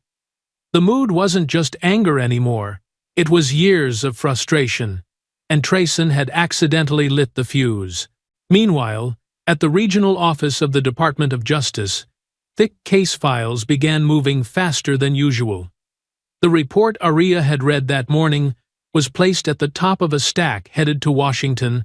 A federal prosecutor stood before a map of Chicago, marking every location linked to Trayson with red dots. When he placed the 8th dot, he paused and exhaled deeply. "This is beyond local now," he said to his assistant. "If we don't act soon, it'll spread across the Midwest." By that afternoon, the DOJ leadership ordered a special investigation. An internal memo sent to investigative units formally requested the formation of a federal task force to review every case tied to the Castello network and any supporting officers. Trayson's former associates were summoned. Surveillance files were unlocked. Courthouse camera footage was pulled. And every piece of data from his phone and radio was flagged for immediate analysis. A full-scale federal expansion was underway. No one dared stall. Public pressure was heating up by the hour. Aria had just stepped out of the courtroom when her phone buzzed softly. It wasn't a call, just a single flashing encrypted message. Emergency meeting. The message came from a DOJ internal channel, with no sender name, just a symbol she knew well, after years working in the division that investigates law enforcement misconduct. She slipped the phone into her coat pocket and quickened her pace, knowing full well that Trayson's arrest was only the first piece to fall. When a police department's reputation begins to shake, it usually hides a deeper rot.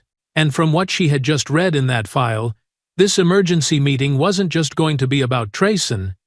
It was going to be about the other names buried beneath the ground he had stood on for years. The final hearing took place in a courtroom larger than usual, because the number of attendees had tripled. The press filled the back rows, while victims or family members of the 7 wrongful cases sat tightly packed in the front. Federal observers lined both sides of the room, silent but watching with eyes that missed nothing. When Aria walked in, a wave of whispers swept through, then stopped completely. Today, she wasn't sitting in the public gallery. She had been summoned as a key witness, the one directly assaulted by Trayson, and the person holding the last piece of evidence that completed the full picture of his crimes. When her name was called, Aria stepped up to the witness stand, her movements slow but steady. Like each step had been laid out since 12 months ago. She placed her hand on the wooden railing, her voice low, and even as she took the oath. Not loud, not harsh, but each word landed like a nail into the courtroom floor. I, Aria Cole, Special Agent of the Federal Bureau of Investigation, will present everything I have witnessed and gathered regarding Trayson Hale. In a room quiet enough to hear a pen drop somewhere in the back, her voice was the only thing guiding everyone forward. Trayson sat at the defendant's table, both hands placed in front of him. The orange prison uniform had replaced the police badge he once wore like a cloak of power. His face was sunken, dark circles under his eyes after a night in custody. The pride he clung to, the morning he was arrested, had vanished without a trace. He looked at Aria, but his gaze no longer carried contempt. It was the look of someone who had fallen off a rooftop and just realized how close the ground really was. He had once sat on the other side in many hearings, loudly recounting his victories. Today, he sat in silence, as if opening his mouth would only drag him deeper. Aria recounted what he did in the camera-free hallway.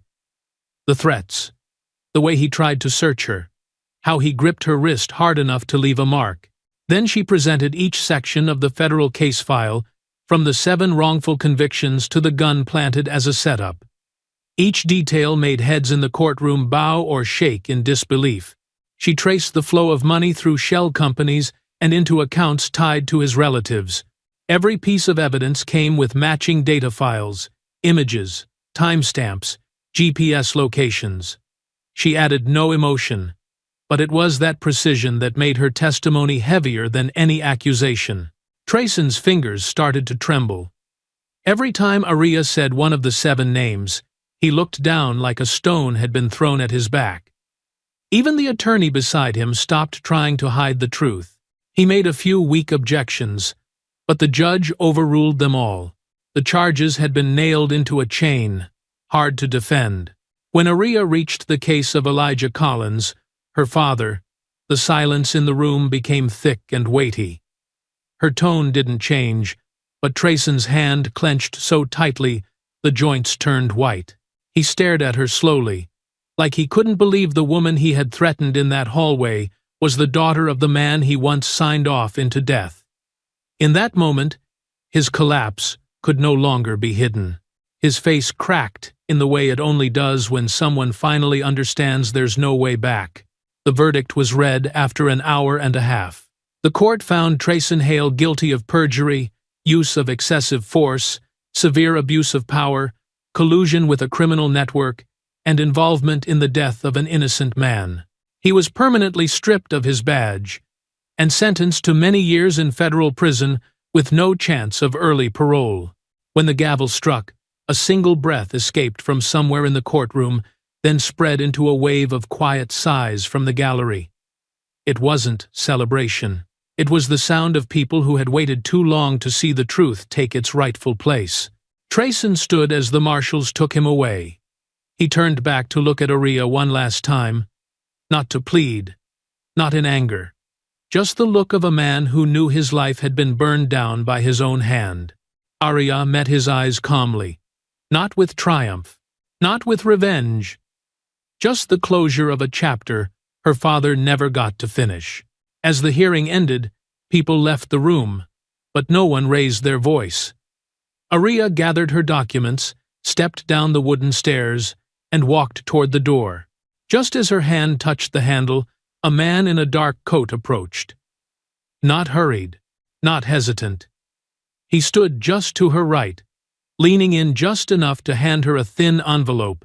"Someone wants to see you," he said quietly, voice unfamiliar but calm, like handing off classified materials in a federal courthouse hallway was routine. Then he walked away, without waiting for a reply. Aria looked at the envelope. No sender's name? No DOJ seal? Nothing except a lightly pressed symbol embossed on the paper. When the light hit it just right, the mark appeared clearly. A vertical line, 3 parallel slashes, and the word "Rise" in small letters below. She stood still for a moment. This envelope wasn't part of any official assignment, and the person who gave it to her knew that. A new chapter was about to begin, and it was far bigger than Trayson. Aria left the courthouse after night had fully fallen, the streetlights casting pale yellow streaks across the damp pavement. The cold, seasonal wind swept across her coat, but it was the envelope in her hand, marked with a strange symbol, that sent a chill up her spine. She stood beneath the building's awning, opened the envelope, and a small metal object slid out. On its silver surface, a laser-engraved emblem was clearly visible. A central vertical line, 3 parallel slashes crossing it diagonally, and below, the word "Rise," so small it could only be seen by tilting it at just the right angle. It wasn't an FBI logo. It didn't belong to any federal agency. It was made for people who knew exactly who they were and why they did what they did, even if that never showed up on paper. A deep voice came from behind her. "You shouldn't open that here." Aria turned and saw the man from earlier standing under a street lamp, hands in his coat pockets, his expression calm, like he'd been there for a while. He was tall, solidly built, but didn't have the aggressive posture of a cop. His gaze was different too, not probing, not commanding, just observant. She kept her distance and asked, "Who are you?" He shook his head slightly, as if to say his name didn't matter as much as what he was about to tell her. "You're Aria Cole, daughter of Elijah Collins."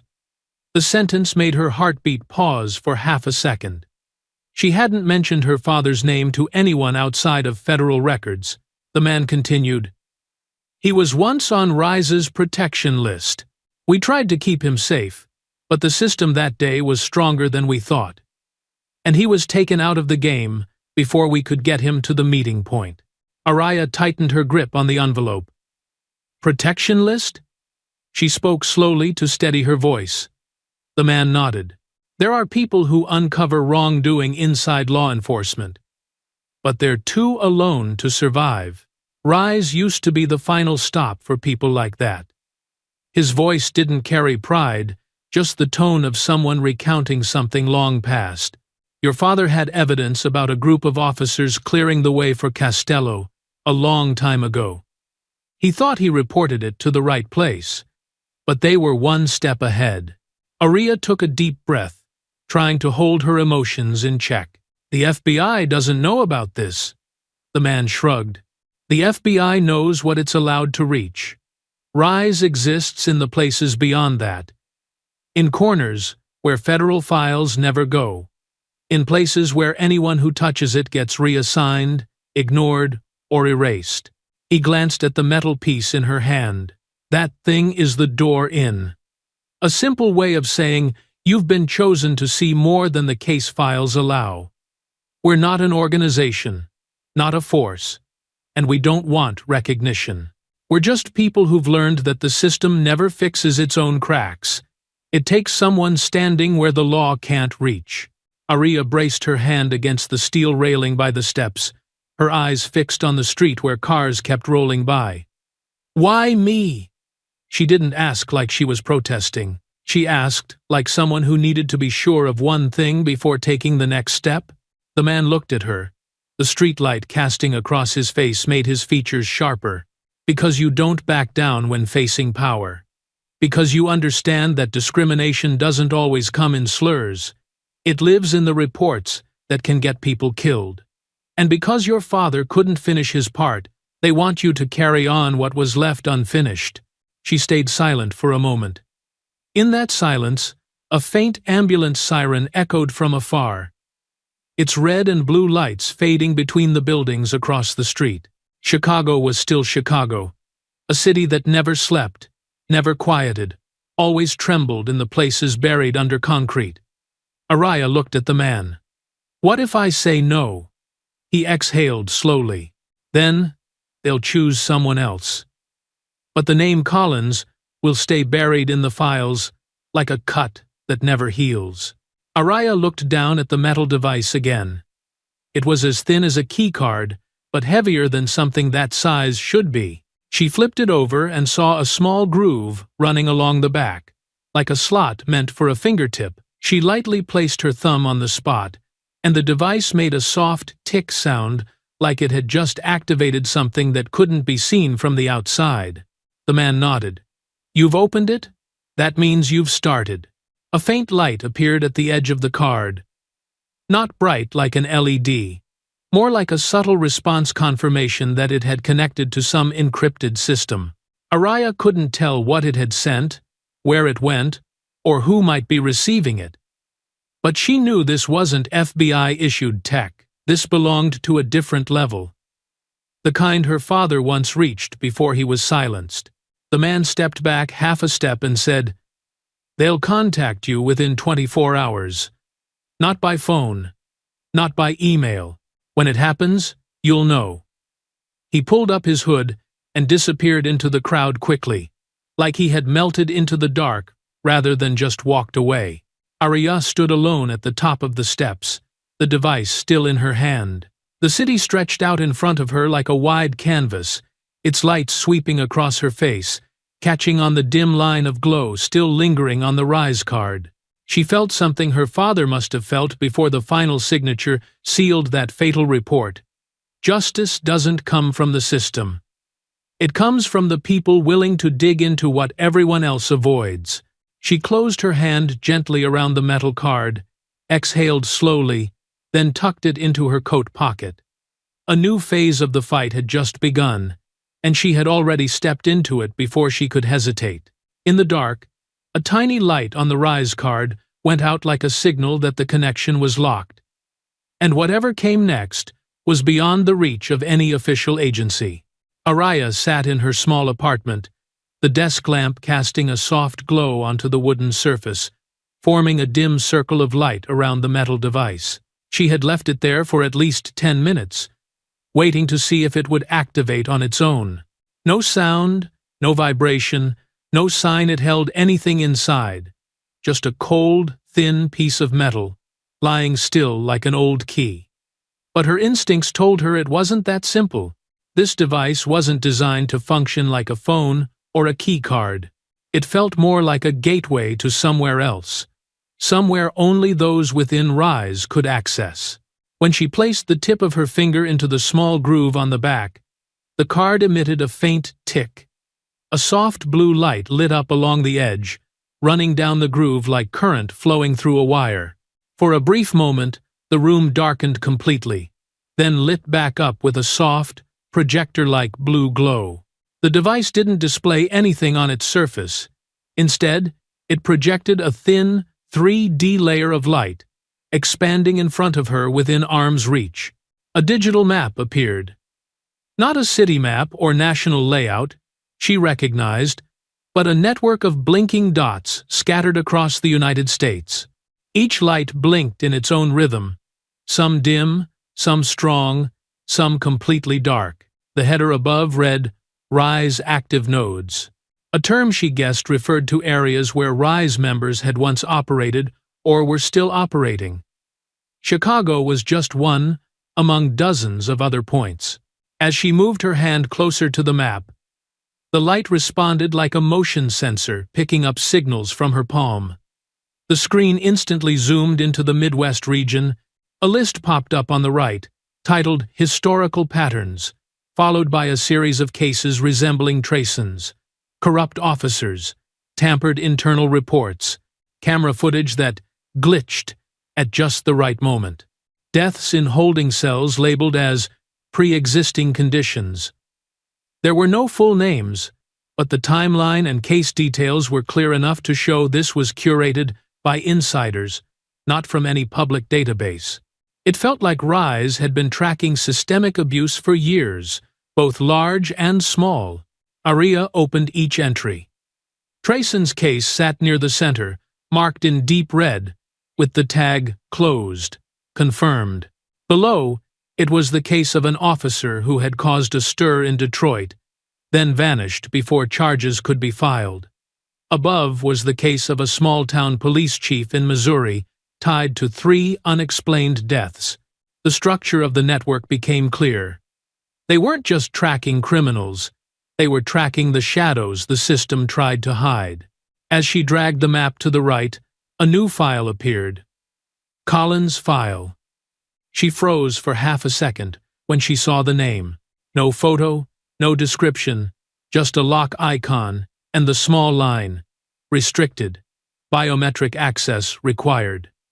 The device gave a light vibration, as if beginning to scan the person in front of it. Aria raised her hand, palm facing the sensor. The blue light swept across her fingerprints, fast and precise like an airport security scanner, but without any heat. A notification appeared. Matched. Collins' lineage confirmed. The file began to open. But it didn't contain text or reports. A blurry video appeared, shot from a low angle as if the camera had been placed under a table or behind a door. She saw her father's old leather shoes, recognizable because he polished them every weekend. His voice came through, tired but steady. "I have evidence. Not one piece. Many. And I know. They're coming for me. If you're seeing this, keep doing what I didn't finish." The video cut off abruptly, as if the rest of the memory had been erased or never saved. Aria gripped the edge of the table tightly, her fingers turning pale from the pressure. Her father's voice pulled her back 13 years, to the day he was taken into holding and never came home. Now she understood something deeply. He had known exactly how big the thing was he was fighting. And he had known he wouldn't make it through. The final screen displayed a single line. Access denied. Missing data. A crucial piece of information was gone, buried too deep, even for this device to recover. As she tried to process what was left, the device's light shifted to white. A new message appeared clearer than anything before. If ready, respond. Below it, just one empty box with the instruction, touch, to acknowledge. No exit button, no other options. She understood this wasn't just a question. It was a confirmation whether she was ready to step into the place her father once stood. Aria looked around her apartment, a small but familiar space, where she once believed she could return to peace after every mission. Now it felt smaller, tighter, no longer a refuge. She raised her hand, palm facing the blinking light. The device seemed to wait for the warmth of her skin to trigger the next stage. She exhaled one long breath to steady her pulse. Then, without hesitation, she touched her fingertip to the confirmation box. The blue light surged, forming a full glow around the desk, as if the machine had fully awakened. The system has been activated. Rise had heard her answer. The question now was no longer whether she was ready, but what was waiting on the other side of that touch. Araya arrived at the meeting point on an otherwise uneventful night in Chicago, but the emptiness made everything feel more suspicious. The address listed in the device led her to an old office building. No sign, no guards. The glass doors were so fogged she couldn't see inside. When she placed her hand on the handle, the lock clicked open with a soft snap, like it had recognized exactly who it was waiting for. She stepped in. The hallway lights didn't come on instantly, but gradually brightened, guiding her through a narrow, windowless corridor, with no trace that anyone worked here. The final room opened as she approached, without any keycard or code. The meeting room revealed itself. A wide space, mostly empty. No long table, no leather chairs, no logos on the wall. Just a low steel table and a large screen mounted on the far side. The lighting was minimal, just enough to see a face, but not enough to make out the corners of the room. It felt more like a temporary analysis center than an actual meeting space. Araya stood still for a moment, letting her eyes adjust. She could feel the chill not from air conditioning, but from a room designed to leave no trace, no scent, no marks, nothing left behind if it needed to be destroyed within a minute. 3 people stepped out almost simultaneously from the side doors. No one gave a real name. The first, tall with close-cropped silver hair, simply said, "Shade." The second, with a deeper voice and a dark coat, said, "North." The last, smaller build and razor-sharp eyes, said only, "Frey." They didn't look at her like superiors assessing a subordinate. Each one studied Araya like they were measuring weight, pressure, readiness, without a single question. Shade gave a slight nod. "You opened the device. That means you've chosen." Araya held her posture. "I chose justice, not a secret network." North placed a thick folder on the table. The light thump of paper against metal marked the real start of the meeting. "You'll understand why some battlegrounds can't be reached by public roads." Araya looked down at the file. The cover read, Tier 2 Targets, a classification the FBI never used. Frey opened the folder and slid it toward her. The first page listed police officers accused of misconduct who were never internally investigated. Araya had heard some of these names before, but never seen them all on the same page. Each one was tied to cases that dragged on for years, like embers smoldering beneath the city's carpet of authority. The next page shifted to prosecutors. The title, Overreach Cases. These were people who had abused their authority during prosecution. Lost files, delayed reports, altered witness statements. She recognized at least 6 from the same office where Trayson used to work. None of it was new to her, but the way it was all arranged with clear relationship diagrams sent a chill down her spine. "This is the first layer," Shade said. "The layer most people think is the root of the problem."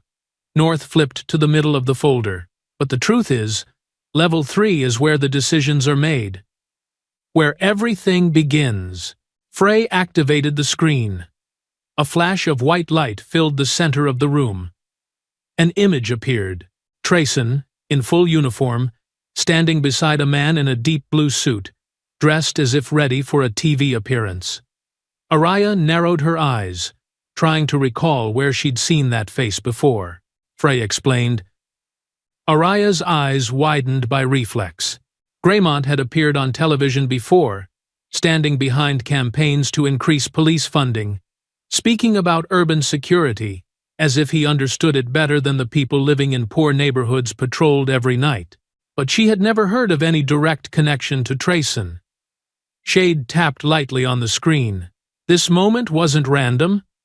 The photo was taken at a closed-door fundraiser, and Hale wasn't an invited guest. He was brought in. AC. North flipped through the file, revealing a set of decrypted emails. The money transfers to Costello's shell company started increasing after this meeting. That same year, 3 wrongful conviction cases were shut down within 2 days. Aria could clearly see the links between political power and the corrupted police network. Not random. Not isolated. A structure, Frey said. Graymont is building a new election campaign. One of his key points is expanding the authority of special patrol units. If he wins, people like Trayson won't decrease. They'll multiply. Araya leaned lightly back in her chair, feeling like the ground had just dropped half an inch beneath her. Now she understood why Rise had reached out to her. Not to get revenge on Trayson, but to stop the top tier from growing even stronger. What her father had once brushed against was now more clear than ever. Shade leaned toward her.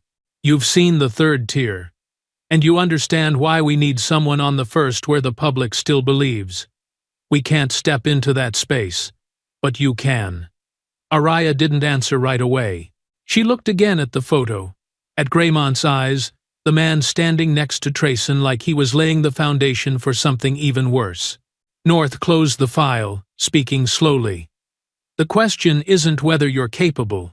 The question is, are you willing to take on the role your father didn't get to finish?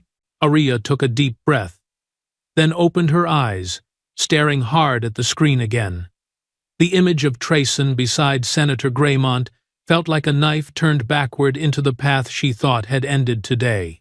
The room was so quiet, she could hear her own heartbeat, and her eyes stayed wide, not out of fear, but because she had just realized Trayson's story was only the gateway to the one truly hiding in the dark.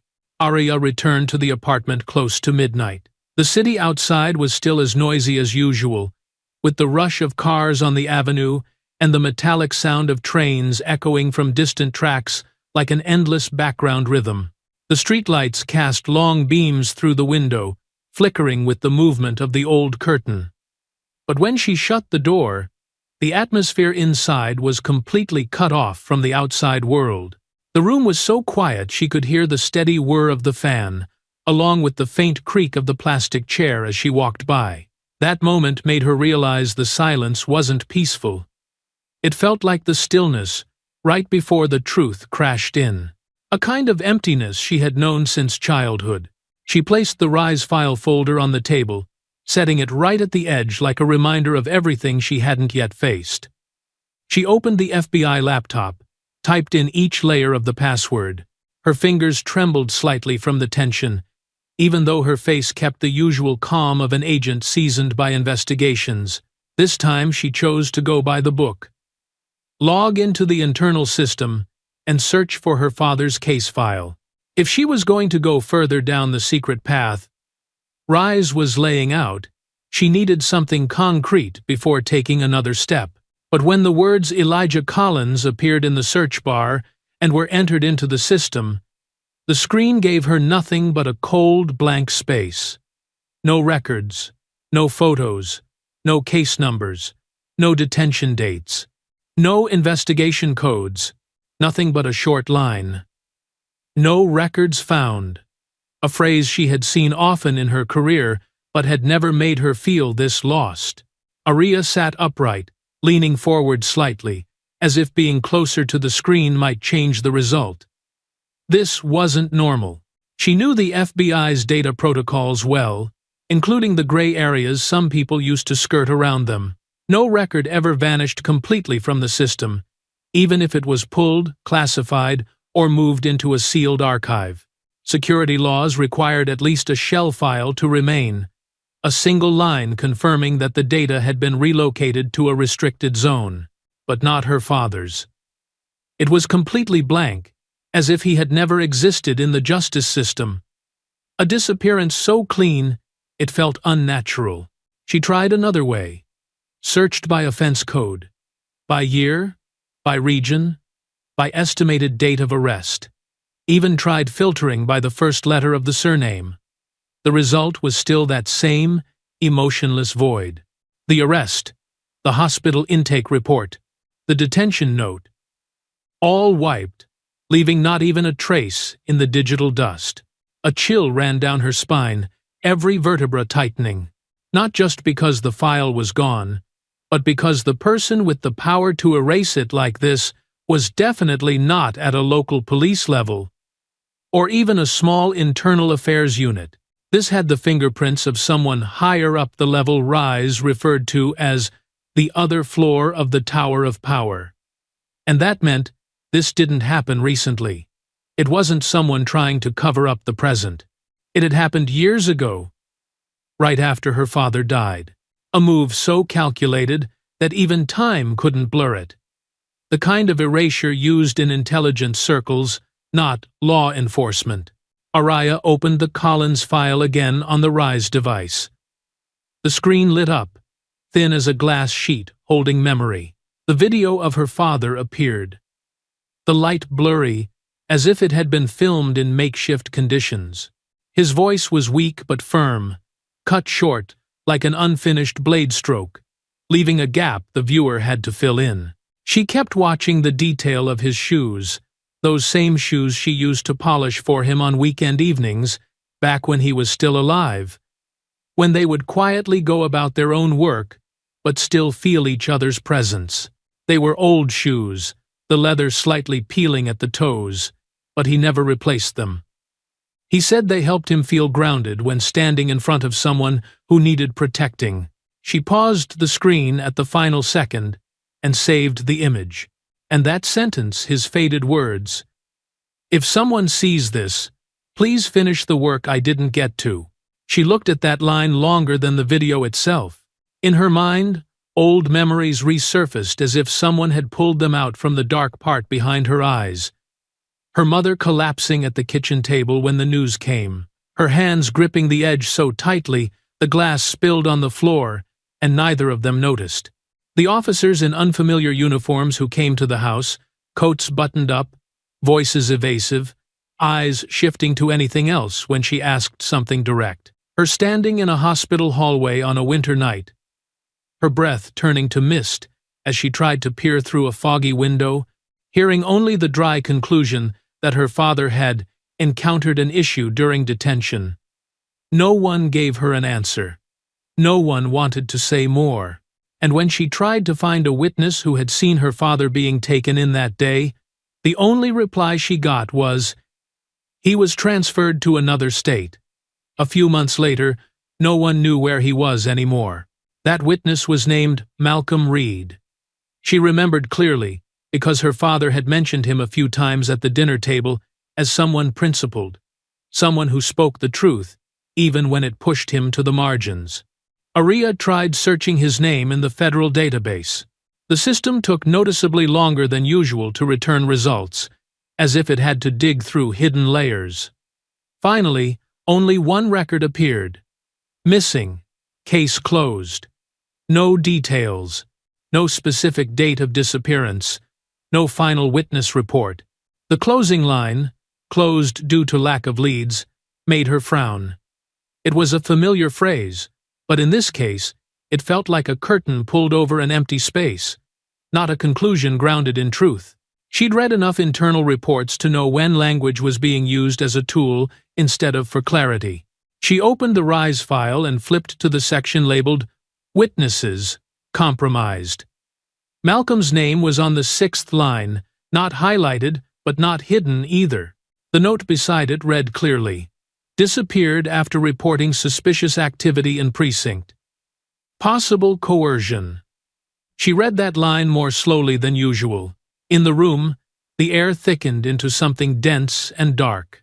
Every detail she uncovered kept reinforcing what Rise had told her. Her father's case wasn't an accident, not some murky death from internal misconduct or carelessness. It was a decision. A decision made by someone with enough power to wipe away evidence, eliminate witnesses, and silence an entire system with enforced quiet. Araya leaned back in her chair, pressing both hands to her head for a few seconds to steady her breath. She wasn't someone who broke easily, but truth has a way of hitting the spot no one wants touched. Then she stood up, walked to her personal file cabinet, and opened the third drawer, the one she rarely touched because it held things too personal. She pulled out an old photo of her father. It had been taken in the backyard. Sunlight on his face. His familiar tilted smile, like a man who knew life was hard, but chose to keep going. In the background was the old wooden table he kept fixing over and over, even though it should have been thrown out long ago. She ran her finger along the edge of the photo, brushing the slightly bent top left corner. You knew this didn't end with you? What else did you find that made them bury you so deep? She turned back to her desk. The Rise device lit up as soon as her hand touched its edge. A short message appeared instantly, as if someone had been waiting for her. No sender, no ID code, no traceable path. Just a single line. Someone made sure this was never reopened. Are you willing to go back to where they hid it? Araya stared at the question for a long time, letting it sink into the silence of a room already crowded with unspoken truths. This wasn't a question about skill. It wasn't about access or investigative ability. It was about choice. A choice her father once faced, but didn't have enough people behind him to survive. She placed the photo of her father next to the device, her finger gripping the edge of the paper as if to hold on to the realness of the past. Elijah Collins's eyes in the picture seemed to look at her, pushing her forward not with pressure, but with presence. Araya bowed her head, inhaled slowly, then closed her hand tightly around the photo. The answer didn't need to be spoken. It only needed to be done. Araya placed the photo of her father beside the Rise device, as if two fragments past and future were finally set side by side after more than 10 years of being forcibly separated. She laid her hand on the thin metal surface, and this time the device responded almost instantly. A faint blue light traced the edges of the card, then collapsed into a single point at the center, like a breath being held just before release. Then came a tiny click. The sound of a lock snapping shut once the door behind it had already been opened. On the tabletop, the glowing interface of the device displayed its first words since she'd activated it. Access. Granted. It wasn't a pop-up window. It wasn't a line of code. Just 3 words, precise and cold. But in that moment, Araya understood that the period at the end wasn't a conclusion. It was the beginning of a layer of the system she'd never imagined she'd step into. The blue light spread like a mist, cast onto the walls, and then pulled inward, forming a new, multi-layered map, more complex than the one she had seen before. The nodes didn't sit still. They blinked and pulsed, spreading in waves like signals being sent from one place to another across the country. Chicago lit up first, then Milwaukee, then Detroit, St. Louis, Baltimore, Atlanta, New Orleans. The points of light stretched into a network that ran the length of the map. Only when she looked closely did Araya realize many of those points had existed before only in a dormant state, as if the system had once run hot, then been forced into hibernation to avoid detection. Now, one by one, the lights reignited like flames waking from sleep with a fresh gust of air. The device displayed a label, Rise Node Activation, Level 1. A strange new message appeared underneath, Network Syncing, Preparing Field Channels. She watched each line scroll past, feeling like she was witnessing a silent, invisible group rising together after a long stillness, ready to return to positions in a battle the public would never know about. Araya leaned back in her chair, eyes fixed on the living map. She remembered what the man in the shadows had said. They were not an organization, not a force. They were a network of people standing where the law couldn't reach. Now, she saw that was no metaphor. It was truth, laid out plainly before her. She looked down at the photo of her father again. In the reflected blue glow, His smile looked calmer, but also sadder. He had once stood alone, fighting inside a system that was never designed to protect someone like him. He had been buried so others could remain untouched. If he'd had this network, if he'd had someone behind him, maybe things would have turned out differently. Arya touched the edge of the device and spoke softly, as if to him, "The truth must live." The last 3 words left her lips light, but sharp like a vow. Not loud, not meant for anyone else to hear, but heavy enough to shift the course of the rest of her life. The device answered with a brief pulse of light, as if the system had recorded her words. The interface changed to a new screen. A file appeared, arranged in faint square tiles. No specific names, just codes and threat levels. The title at the top read, "Pending Assignments." Her eyes scanned the screen until she saw a tile in deep red marked Priority. As her hand moved closer, the tile expanded into a short description. Just 1 sentence. Asset required. Field operation. Target connected to Greymont Initiative. Arya narrowed her eyes at the words. No location. No timeline. No details. Just a directive, and the steady beat of a door beginning to open. Rise didn't assign missions like the FBI. No stacks of forms, no signatures from 3 departments. They sent signals, and the Chosen stepped forward to find the missing pieces. Just as she was about to close the interface, the device lit up again. A new message appeared, not code, but something that felt like a voice from those who'd come before her, watching her now from across the network. Welcome, Cole. This is the ground floor. Everything above is locked until you move. She sat in silence. 1 long, slow breath.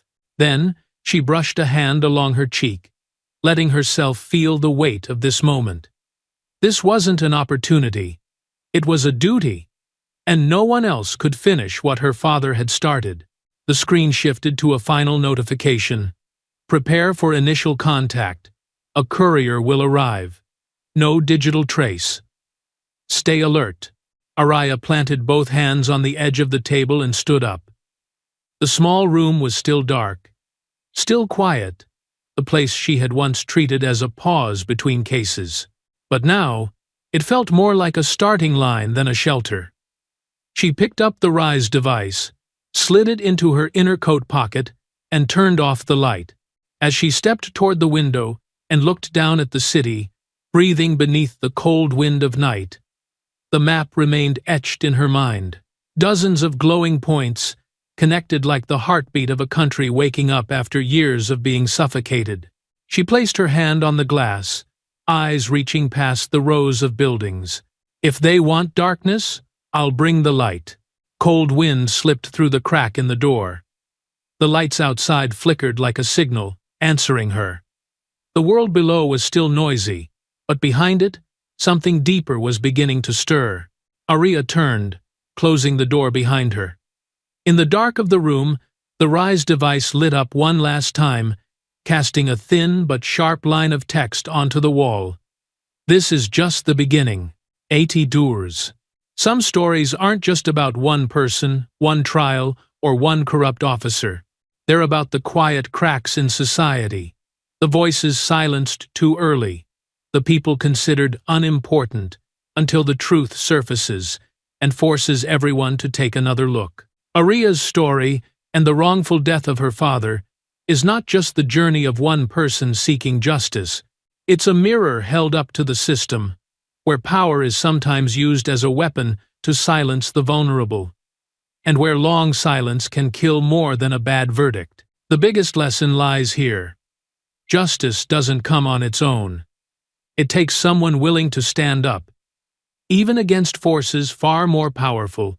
It takes people who dare to ask questions, who refuse to settle, who drag light into the places others work hard to keep in the dark. And more than anything, it reminds us that anyone can become a Trayson if power goes unchecked, and anyone can be an Arya if they choose not to back down. This story also shows the power of a community's voice. If the people hadn't stopped in that hallway, if there weren't whispers of doubt in the courtroom, if the city hadn't reacted when the truth came out, someone like Trayson might have gone on unchecked for years. That means your attention, your voice, your choice to speak up, those matter more than you think. And finally, this story reminds us that the truth can be buried, records can be deleted, witnesses can be made to vanish, but the truth never truly dies. It only waits for someone determined enough to dig it up. Aria did that for her father. And somewhere out there in the real world, someone else might be doing the same. If this story made you think, share it so more people can reflect, can understand why justice has to be defended by us, the ones living in this society. Thank you for following this story to the end. I'll keep bringing more stories that inspire, challenge, and carry meaning. Don't forget to subscribe so you won't miss what comes next.